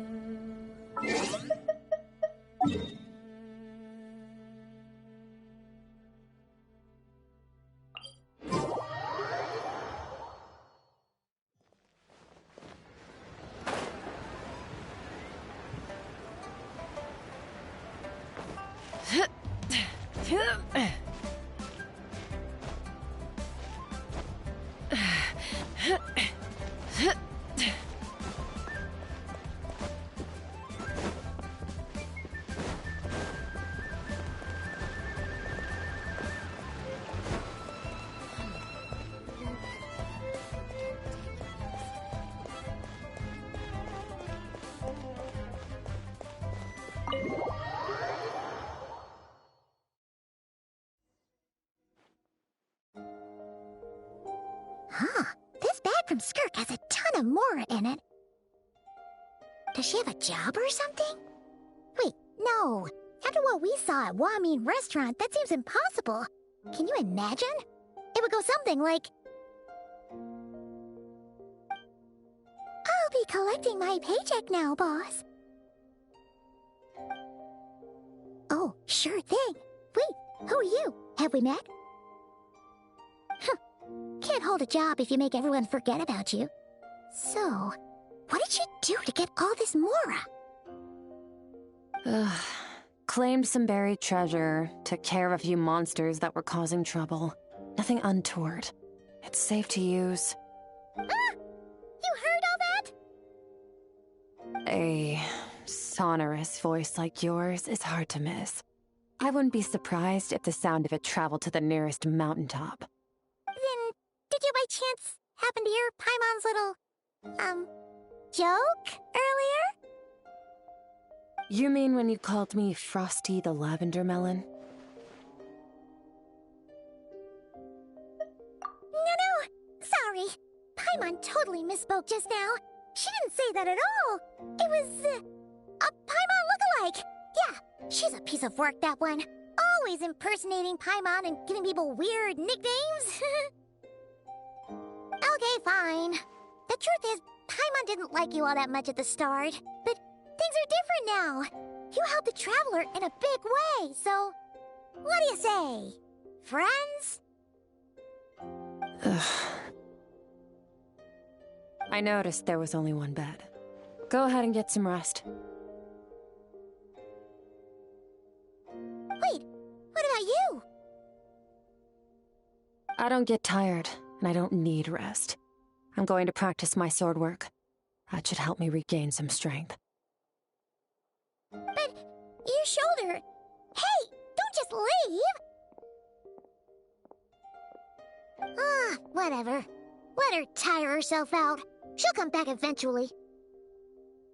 Let's get some sleep, Traveler. That comfy bed is calling, Paimon.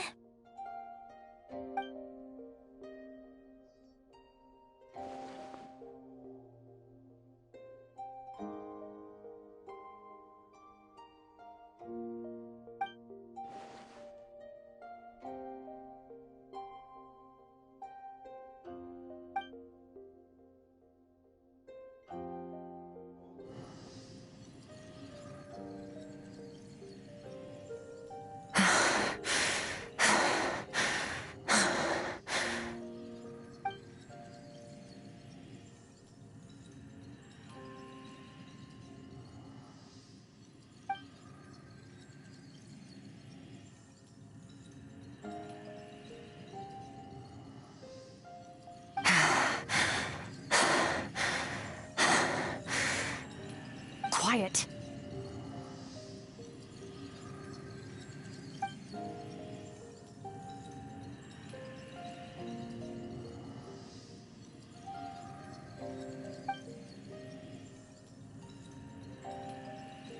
Do you even remember how many of us perished in that fire?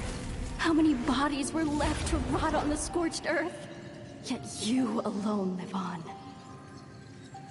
Keep your gaze fixed on your blade. You don't deserve to rest. Run, Skirk. Run! Only death awaits us here. Keep running, and don't ever look back.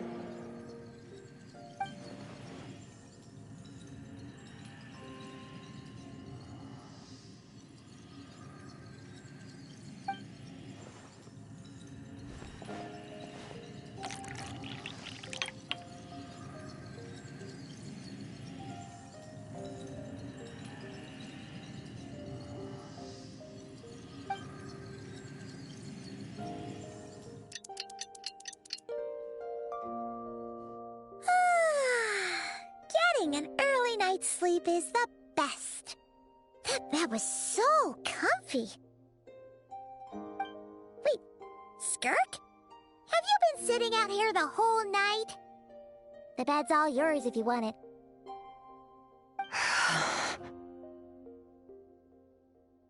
About 60%. Maybe 70. Whew! Paimon thought it would take at least a couple of days. That was fast. No, not fast enough. That's 20% less than last time. Same training regimen, same intensity. Nothing felt different, but somehow the outcome fell short. No, I think the problem's with me. I need to meditate for the next 2 days. Deep introspection should help me find the issue. Ooh, sounds intense. We'll watch over you in the meantime, then.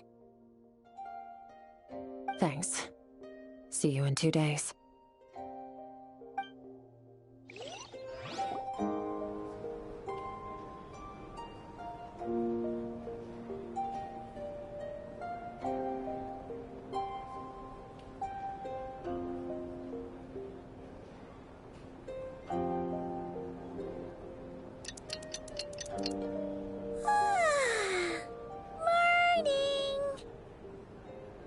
Skirk is still meditating, huh?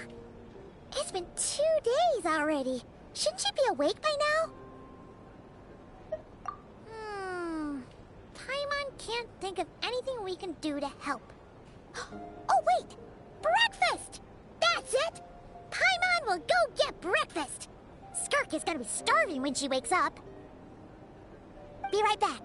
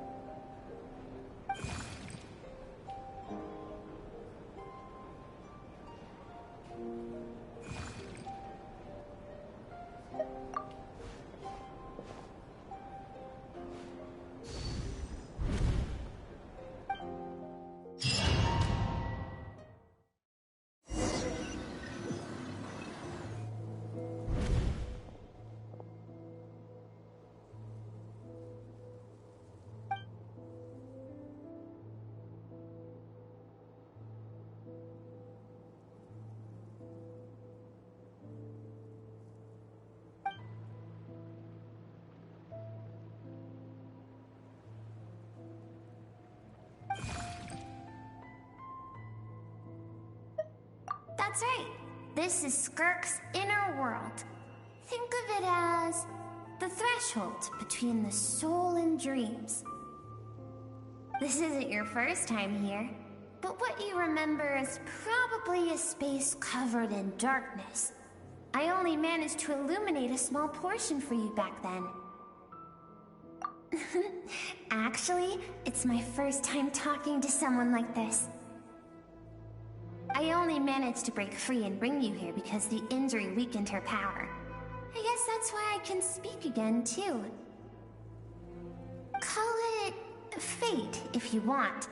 I think that's the word they use in this world for lucky coincidences like this, right? Now, before I take you to her, I gotta ask. You're the first outside visitor to ever come here, so what's your impression of this place? Oh, you noticed. This river represents Skirk's strength. Strength accumulates over time. It is the summation of a person's lived experience. So this river is where all the fragments of Skirk's life should converge into a single stream of memories and emotions, flowing forward as one. But as you can see, this river has been severed numerous times. It's because Skirk doesn't like who she was in the past. When all she sees reflected in the river is a disgraceful shadow of who she was, she cuts through water and rock with the sword of reason, severs her connection with the past, and begins anew. You must learn to shut out all the pointless emotion. Crush the self that makes you weak, and become master over your physical form. This isn't my first taste of failure or losing power. When you fall, you get back up again and become stronger. That's how it is.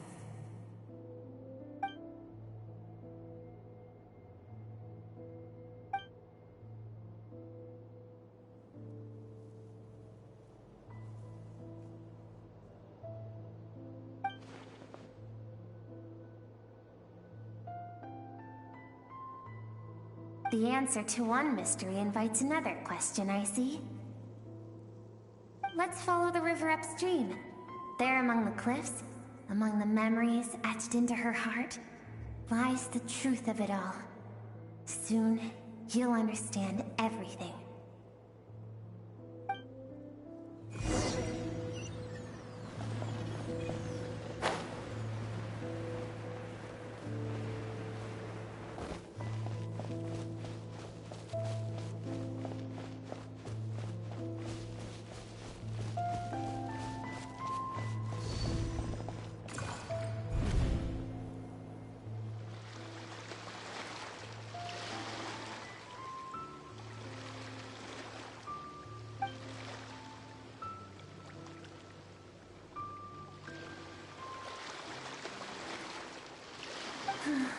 I've always thought that, even when falling leaves don't come from the same tree, they can still form bonds of kinship when they meet.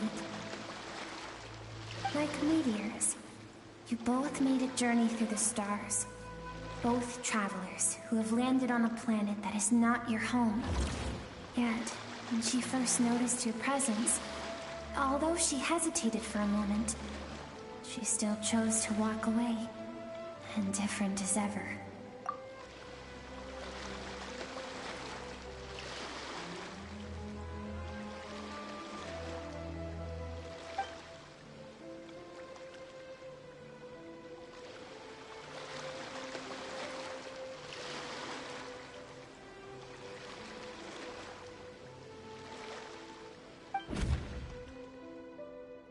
Seems like you've answered your own question.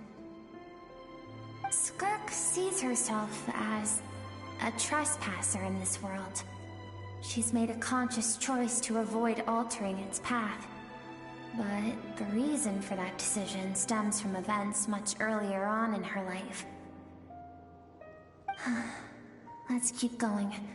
It's still a long way to the source of the river.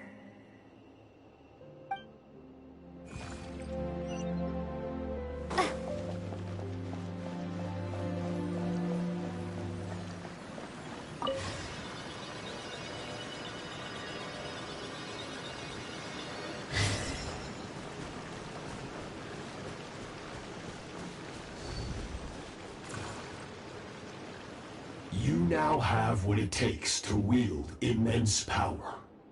From this day forth, I shall teach you no more. No one can become a worthy warrior through imitation alone. I have given you fangs and claws. Now, you must learn to hunt. You wish me to travel the world beyond on my own, Master? Indeed. Make new friends. Embark on your own journey. And piece together a new future from the shattered remnants of your past. We will still have contact through the Abyss. But know this. One day, I will take the life you worked so hard to rebuild and reduce it to ashes. Just like the fire that haunts your mind.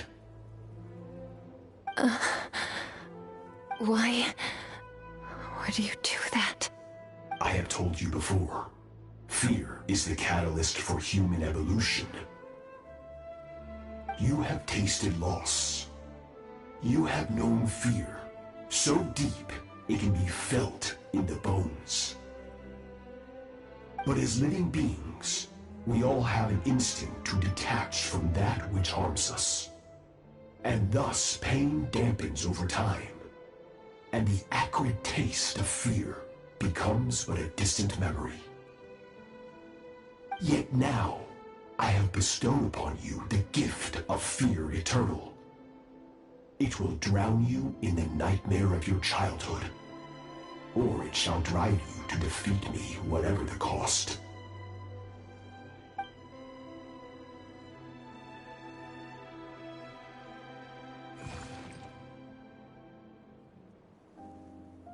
That is what Skirk's master, the foul Sertology, looked like at one point in time. Of course, as a higher being, physical form is a triviality to him. He could appear as a beast, a human, or even a monster that defies description. The form you see him in here, clad in abyssal armor, is the one he usually wears when traveling through the stars.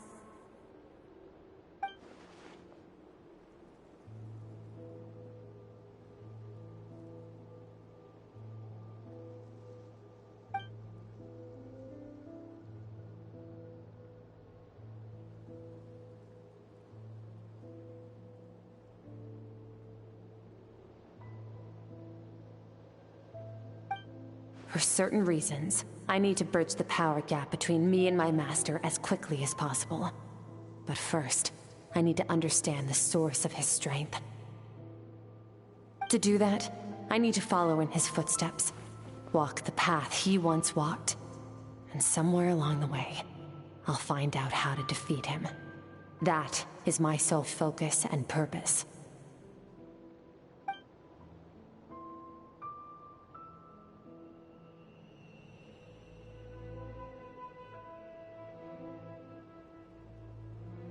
I'll let you in on a little secret.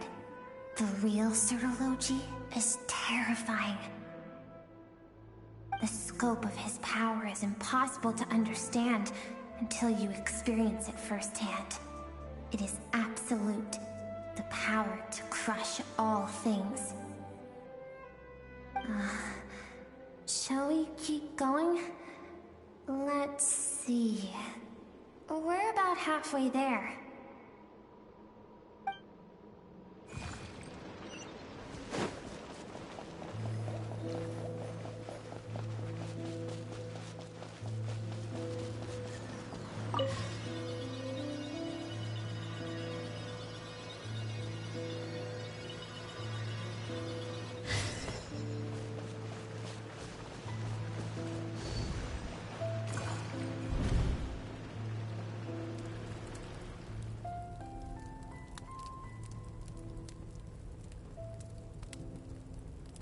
We've made it quite a ways already.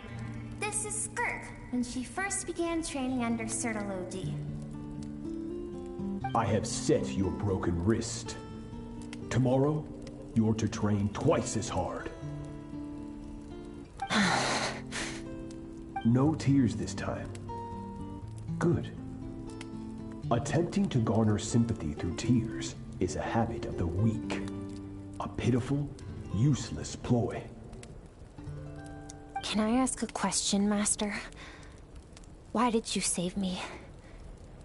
I keep thinking, maybe it would be better if I had died. I wouldn't be haunted by that fire all the time. I wouldn't have to go on like this. I saved you because I have a plan for you. It has been too long since I fought a battle that demanded my full strength, and I hunger for it. Every so-called genius and prodigy I have faced has crumbled like sand underfoot. Before me, even fate bends the knee. So, I will teach you everything I know. Train you by whatever means necessary, in the hope that one day, you might surprise me. But I don't want to draw my sword against you, Master. What you want matters little. Among the boundless sea of stars, the cries of the weak are but faint murmurs that disappear into the void. You of all people know that well. Yes, Master. From that day forward, all she knew was grueling training, emptiness, and fatigue. After some time, her talent bloomed, and she gained control over her emotions, like her master. How should I put it? It was not that human emotion disappeared from her heart, but that reason came to dictate all she was allowed to feel. I suppose it was at this point that she became the Skirk you know today.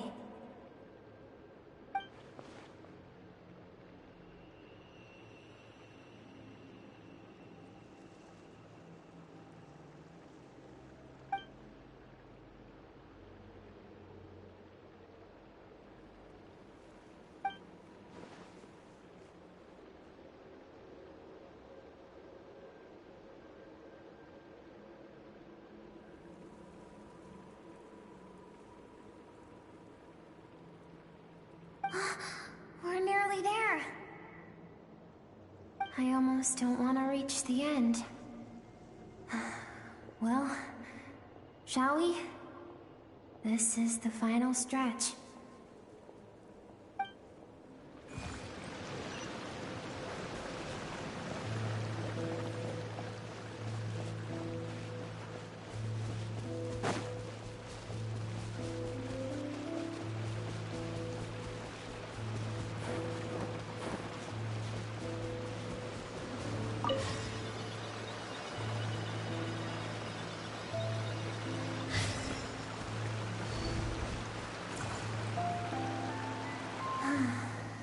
These are Skirk's happiest memories.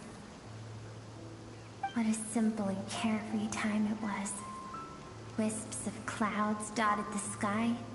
The sun bathed everything in golden light.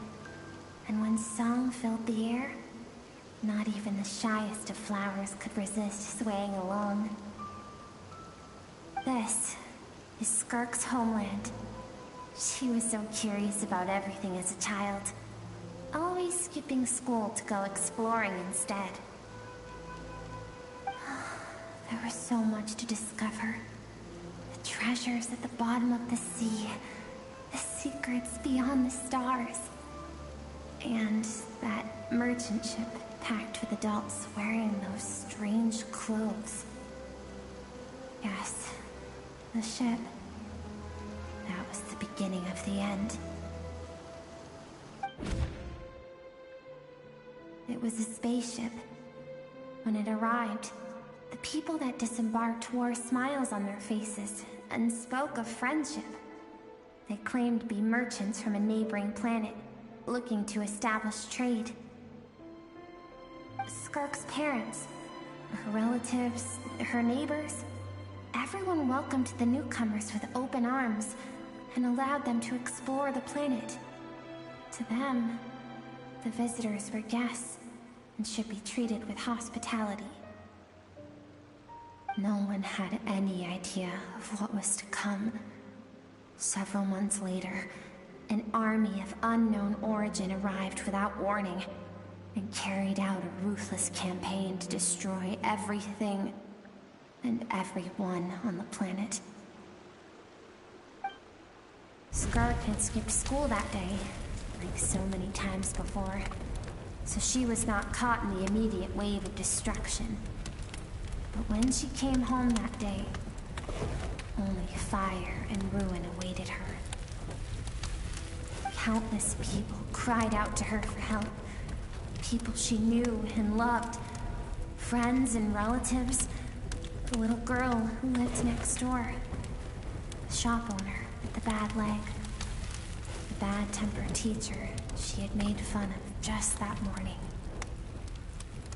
Their lives were discarded like worthless trash as the fire consumed one life after another. Skirk was helpless. All she could do was run. And so she did. She kept running until an unexpected figure crossed her path. If Sertology hadn't been there in that moment, the fire would have claimed her life too. And there she would have remained, left to rot in the scorched earth, with no answer as to why any of this was happening.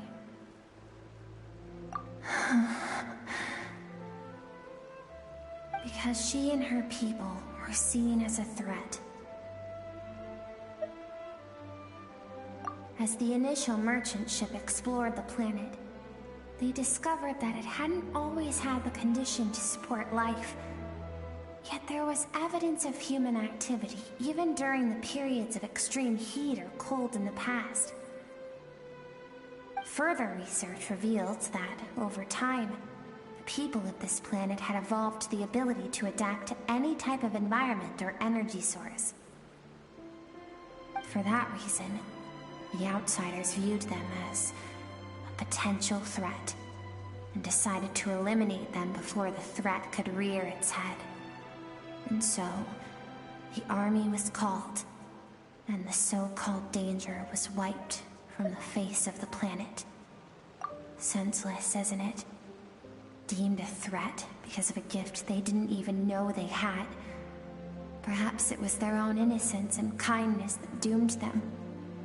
But in the end, that was lost to the blaze as well. If those with power get to decide good and evil, then all you can trust in is the sword in your hand. And so, before death could claim her, she ran. She ran and never stopped. No one wants to relive their most painful moments. Well, that brings us to the end of the story. This is as far as we can go. Skirk is waiting over there. For both of us. Let's go to her. It's time to fulfill my purpose. And my greatest wish over all these years.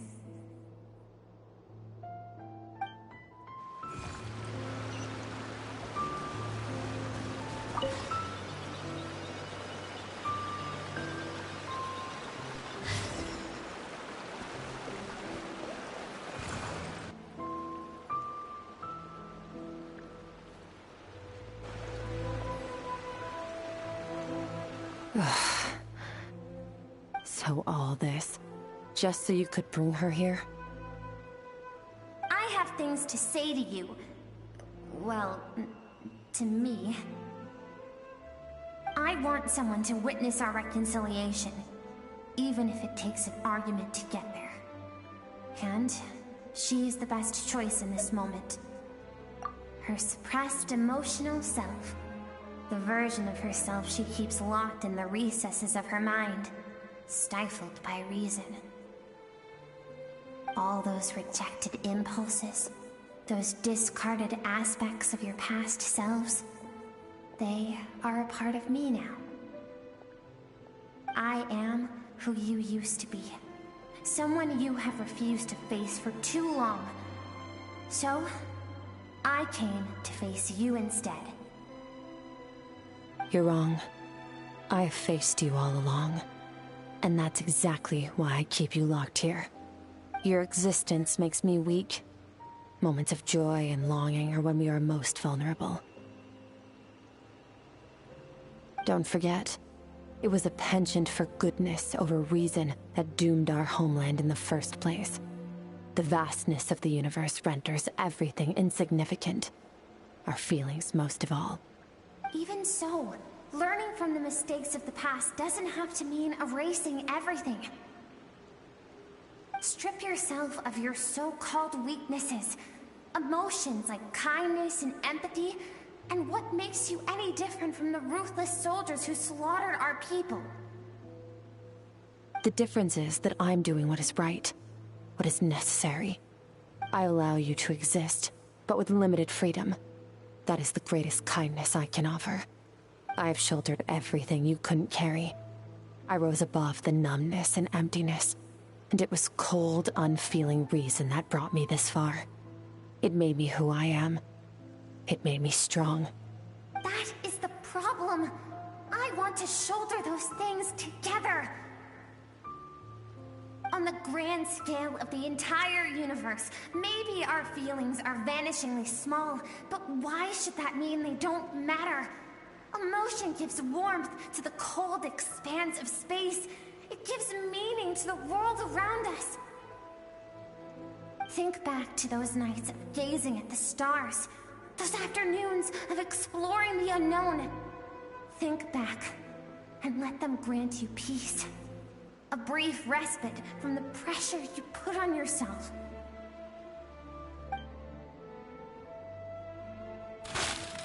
That isn't what we need. It's exactly what we need. Aren't you curious about why recovering your strength has taken longer than normal this time? Finally, you get to the important part. That is the only answer I came here to find. Then look around. Look at your inner world. You cast aside your dreams and curiosity, and in doing so, you lost your original motivation. You severed all connection to who you used to be, so you can no longer draw strength from your past. Now, the only things driving you forward are fear and survivor's guilt. But these cannot take you far enough. And so, this river, the source of your strength, grows more polluted by the day. And you think that means I should seek help from a weak little thing like you?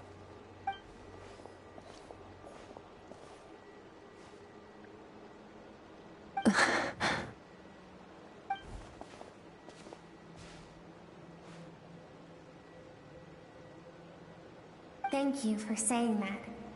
I knew bringing you here would be the right choice. To be honest, I'm not here to argue with you. This isn't about who's right or wrong. And in fact, I agree that in order to make it through the wake of that tragedy, we had to distance ourselves from the pain through reason over emotion. But what is right at one point in time isn't always right forever. I know you will never forget that fire. I know the fact that you were the sole survivor fills you with guilt. And I know that among the voices that haunt you, mine is there too. Because deep down, you know that you didn't turn out to be the person you wanted to be. All those unfulfilled hopes are like knives to the heart. And I don't want you to hurt anymore. So even if you can't accept me, I hope, at least, that you can let go. I keep thinking, maybe it would be better if I had died. I wouldn't be haunted by that fire all the time. I wouldn't have to go on like this.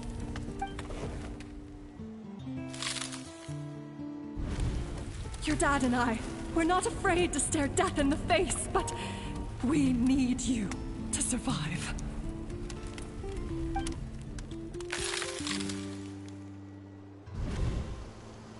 I'm sick of being a kid. There's so many amazing things out there, and I'm ready to see them all.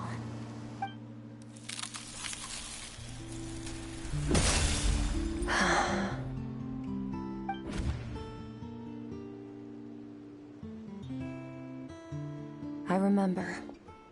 There was a song Mom and Dad always sang when we went out to fetch water. Dancing water. The sand along your path is begging for your song and movement. Will you carry this burden with you on your journey? I am not the dancing water, and you are not the burdensome sand. But if this is your wish, then I will carry you with me until the end. Thank you.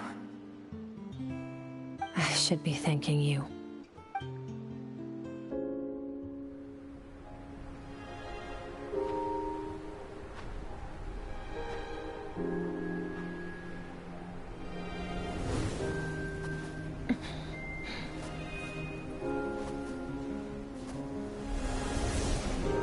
Run, Skirk, run! Remember, leave no one alive! Heed my words, Skirk. Let fear take root in your soul. Did you survive? Why was it only you? Skirk, did you become a positive light in this world?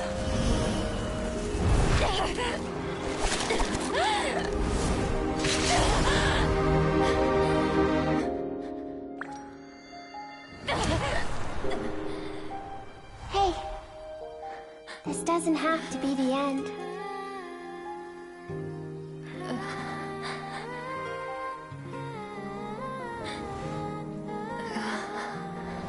Life is a gift. Don't let darkness claim it.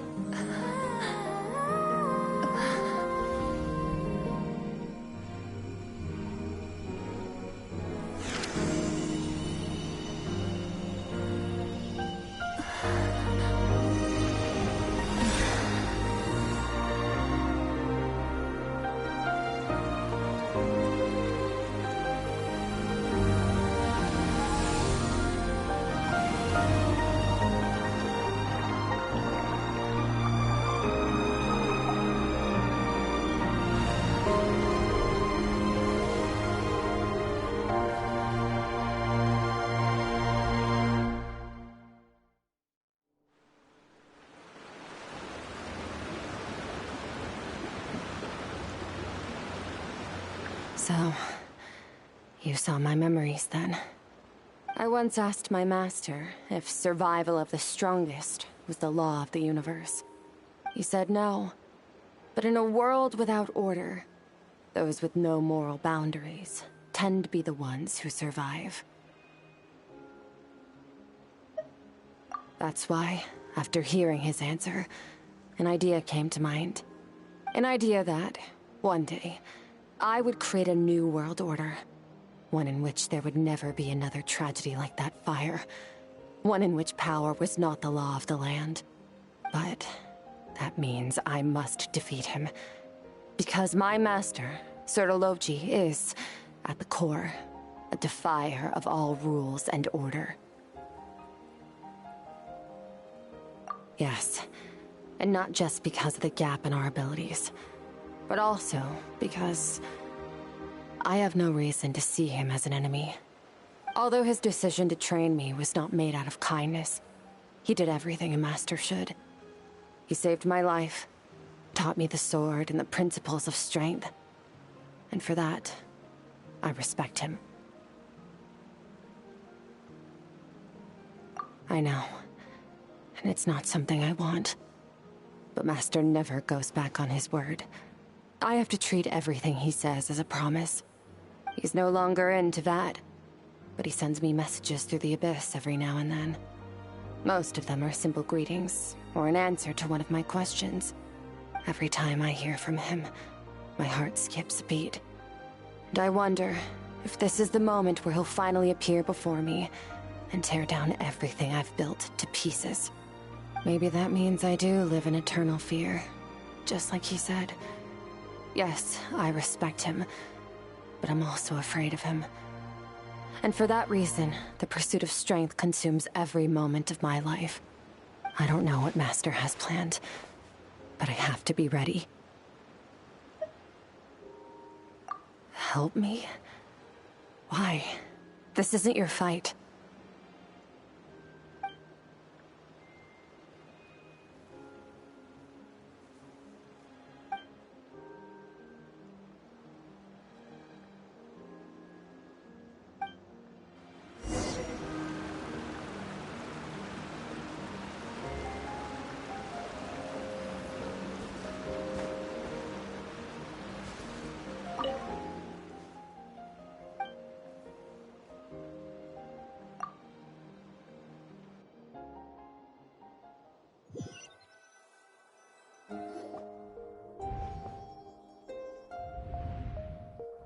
Oh, you're finally awake! Honestly, Paimon was gone for like 2 seconds and then she comes back and finds you both unconscious? Oh, you scared Paimon half to death! You're both okay, right? What does it look like? Only water from the source can cleanse the rot and filth that flows from the past into the future.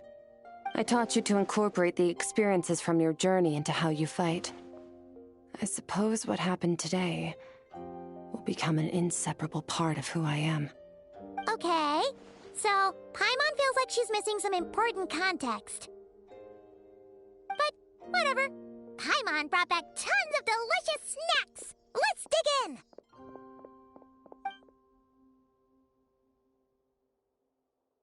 All right. It's about time we finished what we started. We're gonna deal with this thief for good, right? This time, I'm not going to tell you to hold back.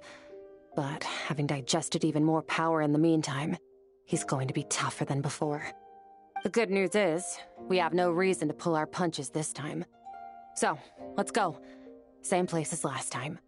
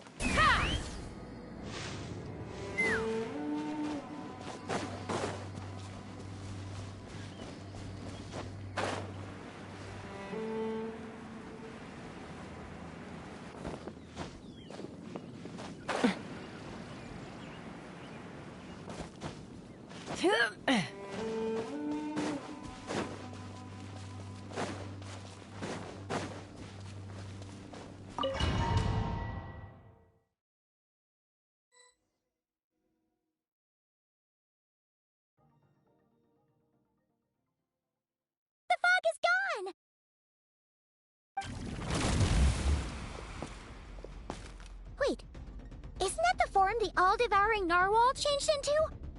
How come he knows that, too? Really? So, you're telling Paimon that giant whale and this guy can both turn into the fowl? How does that work? It's a subconscious instinct. Any intelligent being who longs for his level of strength is bound to mimic his appearance. It's a natural response after encountering someone as powerful as Master. To them, he represents ultimate power. We know the person before us has encountered Master, and we know he stole a portion of my power. So it's not surprising that he would assume this form. Okay. Oh, the closer Paimon looks, the more intimidating it gets. Nervalette isn't here this time, so it's up to us. He won't have the nerve to steal again after we're done with him. Let's teach this guy a lesson.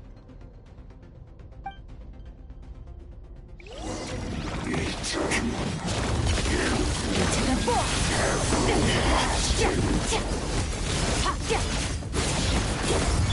bombs away!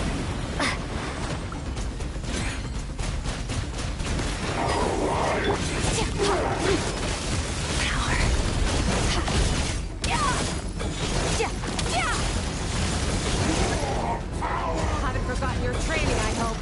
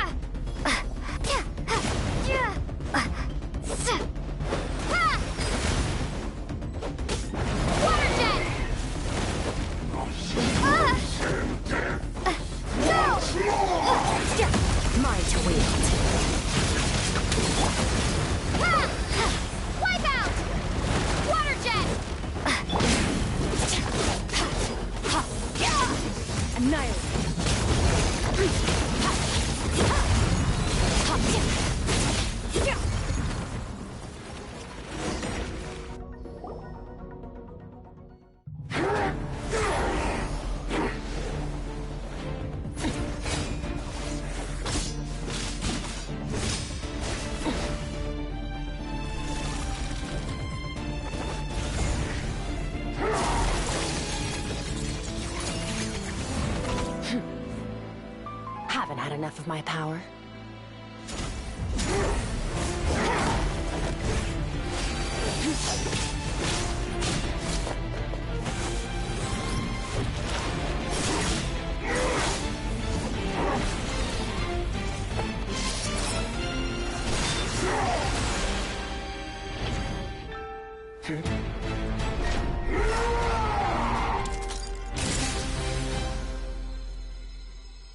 Well then, let's see how much more of this power you can handle.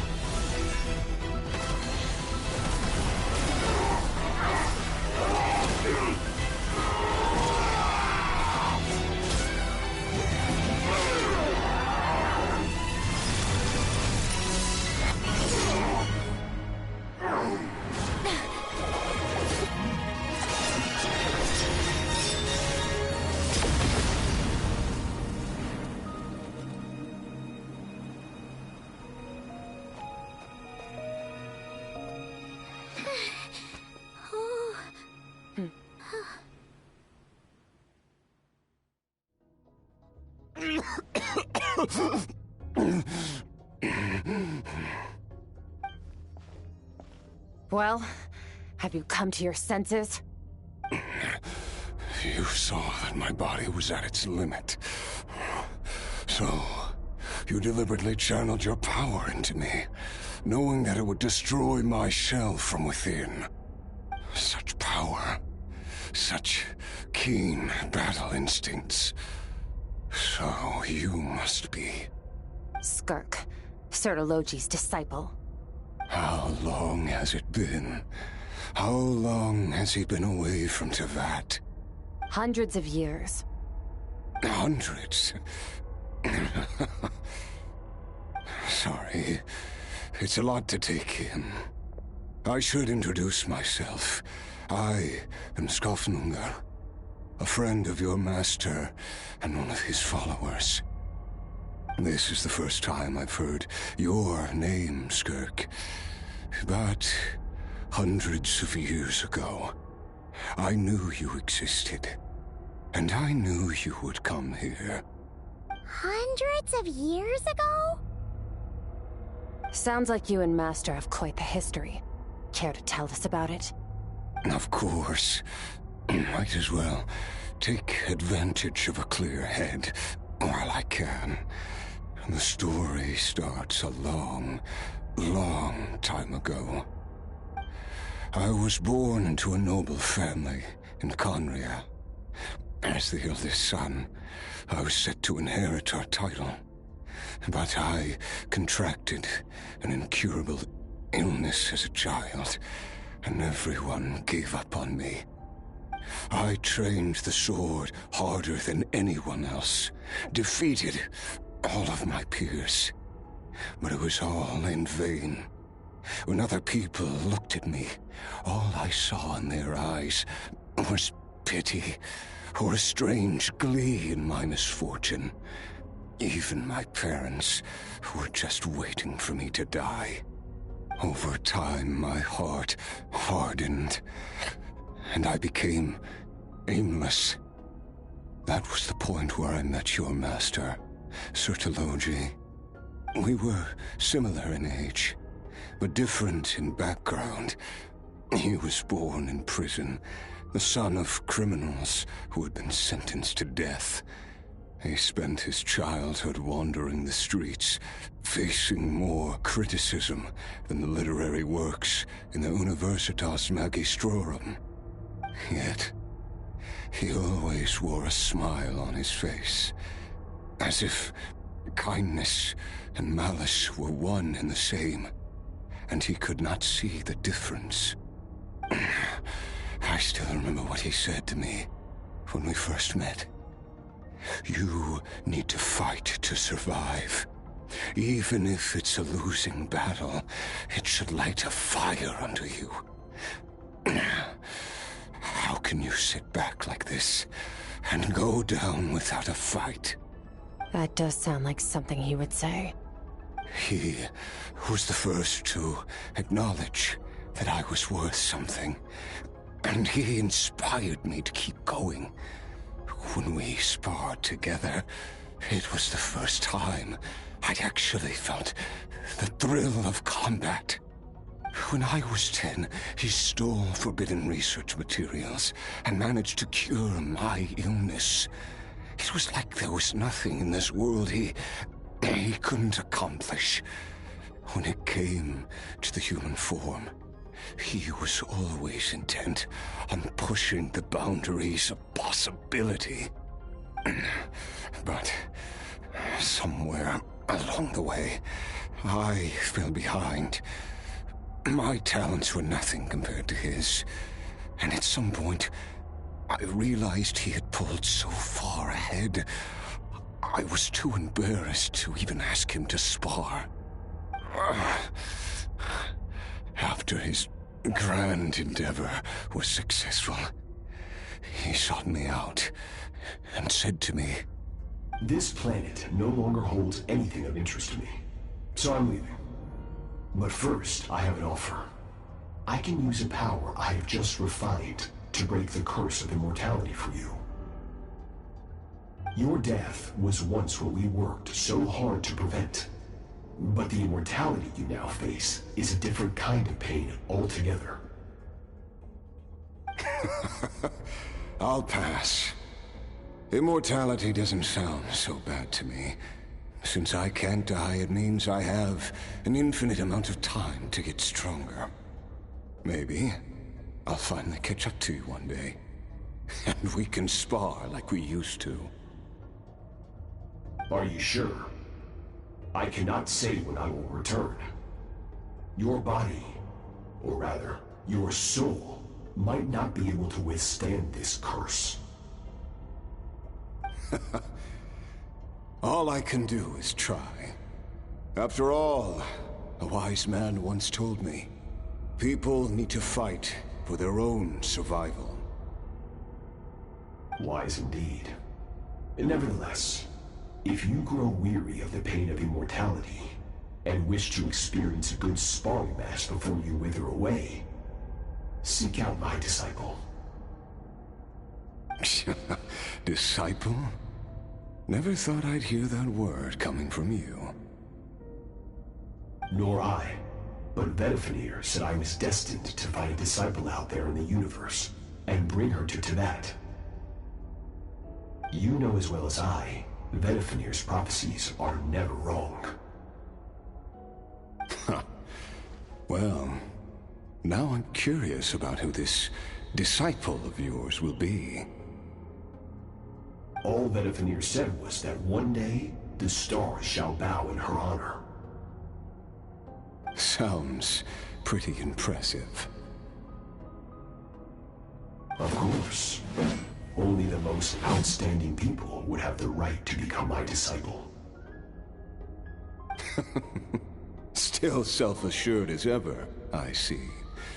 But you're not wrong. I'll be leaving then. Oh, and if you are serious about getting stronger, I left you a little gift in the primordial sea. As I've said before, walk whatever path you want. Freedom means even the wicked get to make their own choices. Waiting for me in the primordial sea was the all-devouring narwhal, already beaten into submission by Sertologi. In its weakened state, I was able to cut off part of its flesh and sew it into my own heart. Your heart? That sounds like torture! How did you even survive that? Because, of course, I bear the curse of immortality. So, you used the curse to turn yourself into a vessel for power. Even with that whale's ability, devouring power like that is not something the human body can withstand.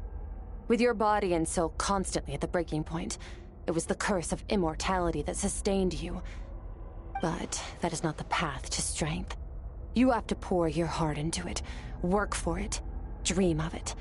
Instead, you stole something that didn't belong to you, and it backfired. You're right.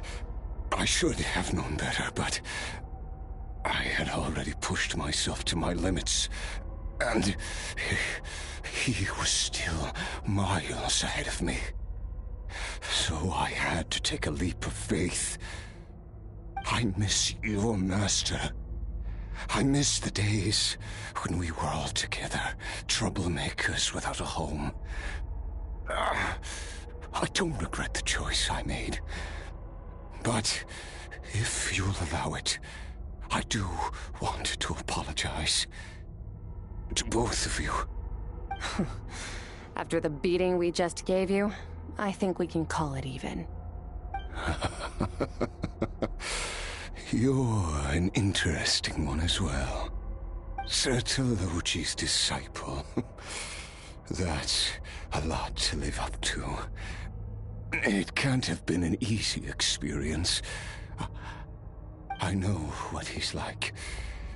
He rules with an iron fist, using despair and fear to force you to catch up to him, all the while standing ever out of reach.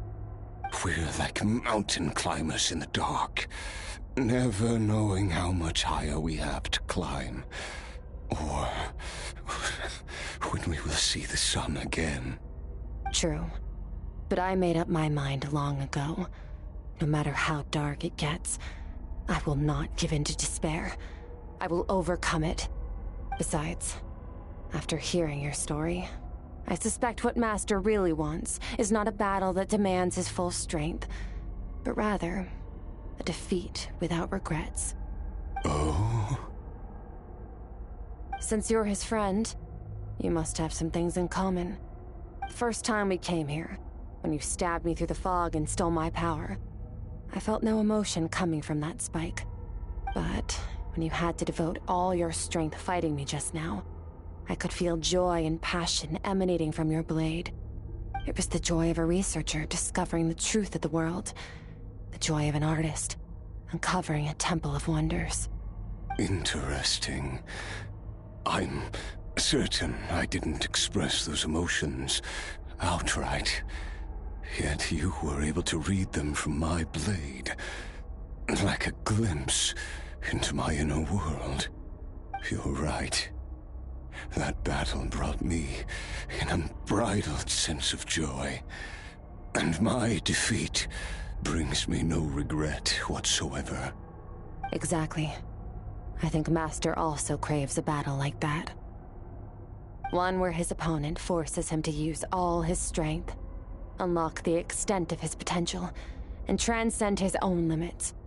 A battle to end all battles. After which, all can come to an end, including, perhaps, his life.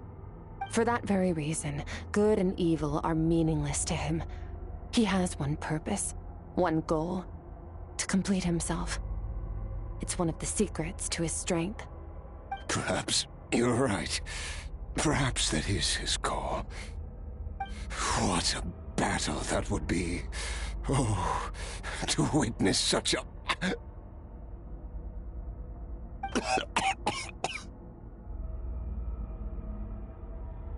Are you okay? Too many different kinds of power are surging through my body. The curse of immortality allows it all to coexist, but it does not remove the pain. I won't be able to hold on to my sanity for much longer. What a shame. I would have loved to witness that battle. Sertologi once offered to free me from this curse. Now, I must ask that of you, Skirk. Can you release me from the pain? I can, but not through death, if that's what you were hoping for. It's not a suitable punishment for your crime. As an alternative, I can take your consciousness, along with all the power you've consumed, and smash it to pieces. The impurities will dissipate, and under the curse of immortality, your mind and body will regenerate. When that process is complete, you will be back to who you were before, no longer tortured by powers you can't control. But it will be a time-consuming and painful process. The decision is yours to make. I accept. And who knows? Perhaps I'll wake up in time to witness your great battle with Sertologi. I have faith that you'll be able to stand against him one day. Though I know it'll be a long and arduous road. If we are climbers in the dark, it appears the dawn has finally broken for me. But your ascent continues. At least, it looks like you are not alone on your journey. I will reach the top of this mountain, no matter what it takes. And you, Skofnunger, will be my witness at the end of all things. That's finally over. Let's get out of here. Huh! At least we don't have to make a mad dash for the exit like last time.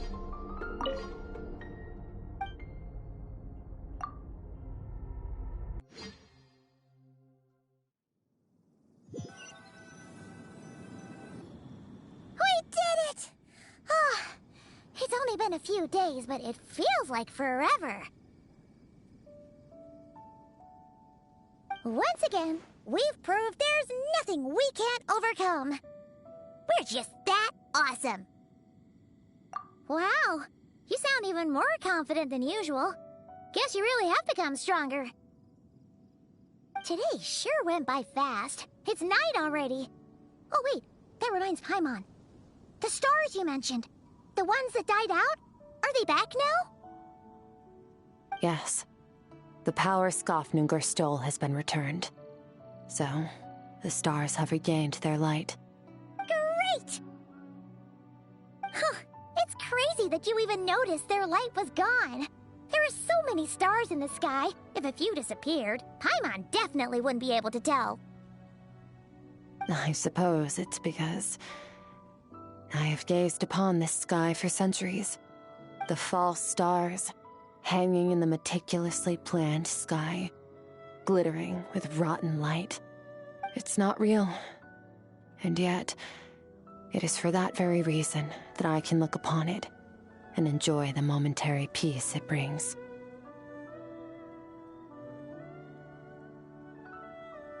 Even the most beautiful of bubbles has to burst.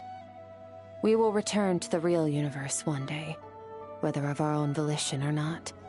Time marches ever forward. Even the innocent and naive will taste life's bitterness. Yet through hardship, we grow, until we learn to seize the sands of time for ourselves and uncover our true strength. Though we gaze upon a false sky, its vastness and majesty is palpable. One can only wonder, what is it going to take for kindness to reign supreme in the vast expanse of the universe? Ugh, this is all going over Paimon's head. But if she knows one thing, it's that the Traveler always finds a way. Ever since we met, she has filled Paimon's days with happiness. No matter how tough things get, she always finds a way to make it better. If it's too big a job for one person, then we'll do it with two. And if two's still not enough, then three. We've met so many amazing friends and accomplished so many amazing things. As long as we don't give up, we can make any wish come true. I suppose when it comes to you, anything is possible. Well, I should be going. Now that my power is no longer isolated from my emotions, I need more practice to get used to it. I suppose fate will decide. Maybe we'll bump into each other on the street. Or maybe we'll reunite on a different planet entirely. Regardless, reunions and partings are but passing moments. More than anything, I hope that at the end of this journey, wherever it takes us, we stand in a world reborn. One without war, pain, or forced partings. One where new life can bloom, even where there was once nothing but scorched earth. For this, we must all work to become stronger. Goodbye, Traveler. Remember your training. Make sure to put it to use. Bye!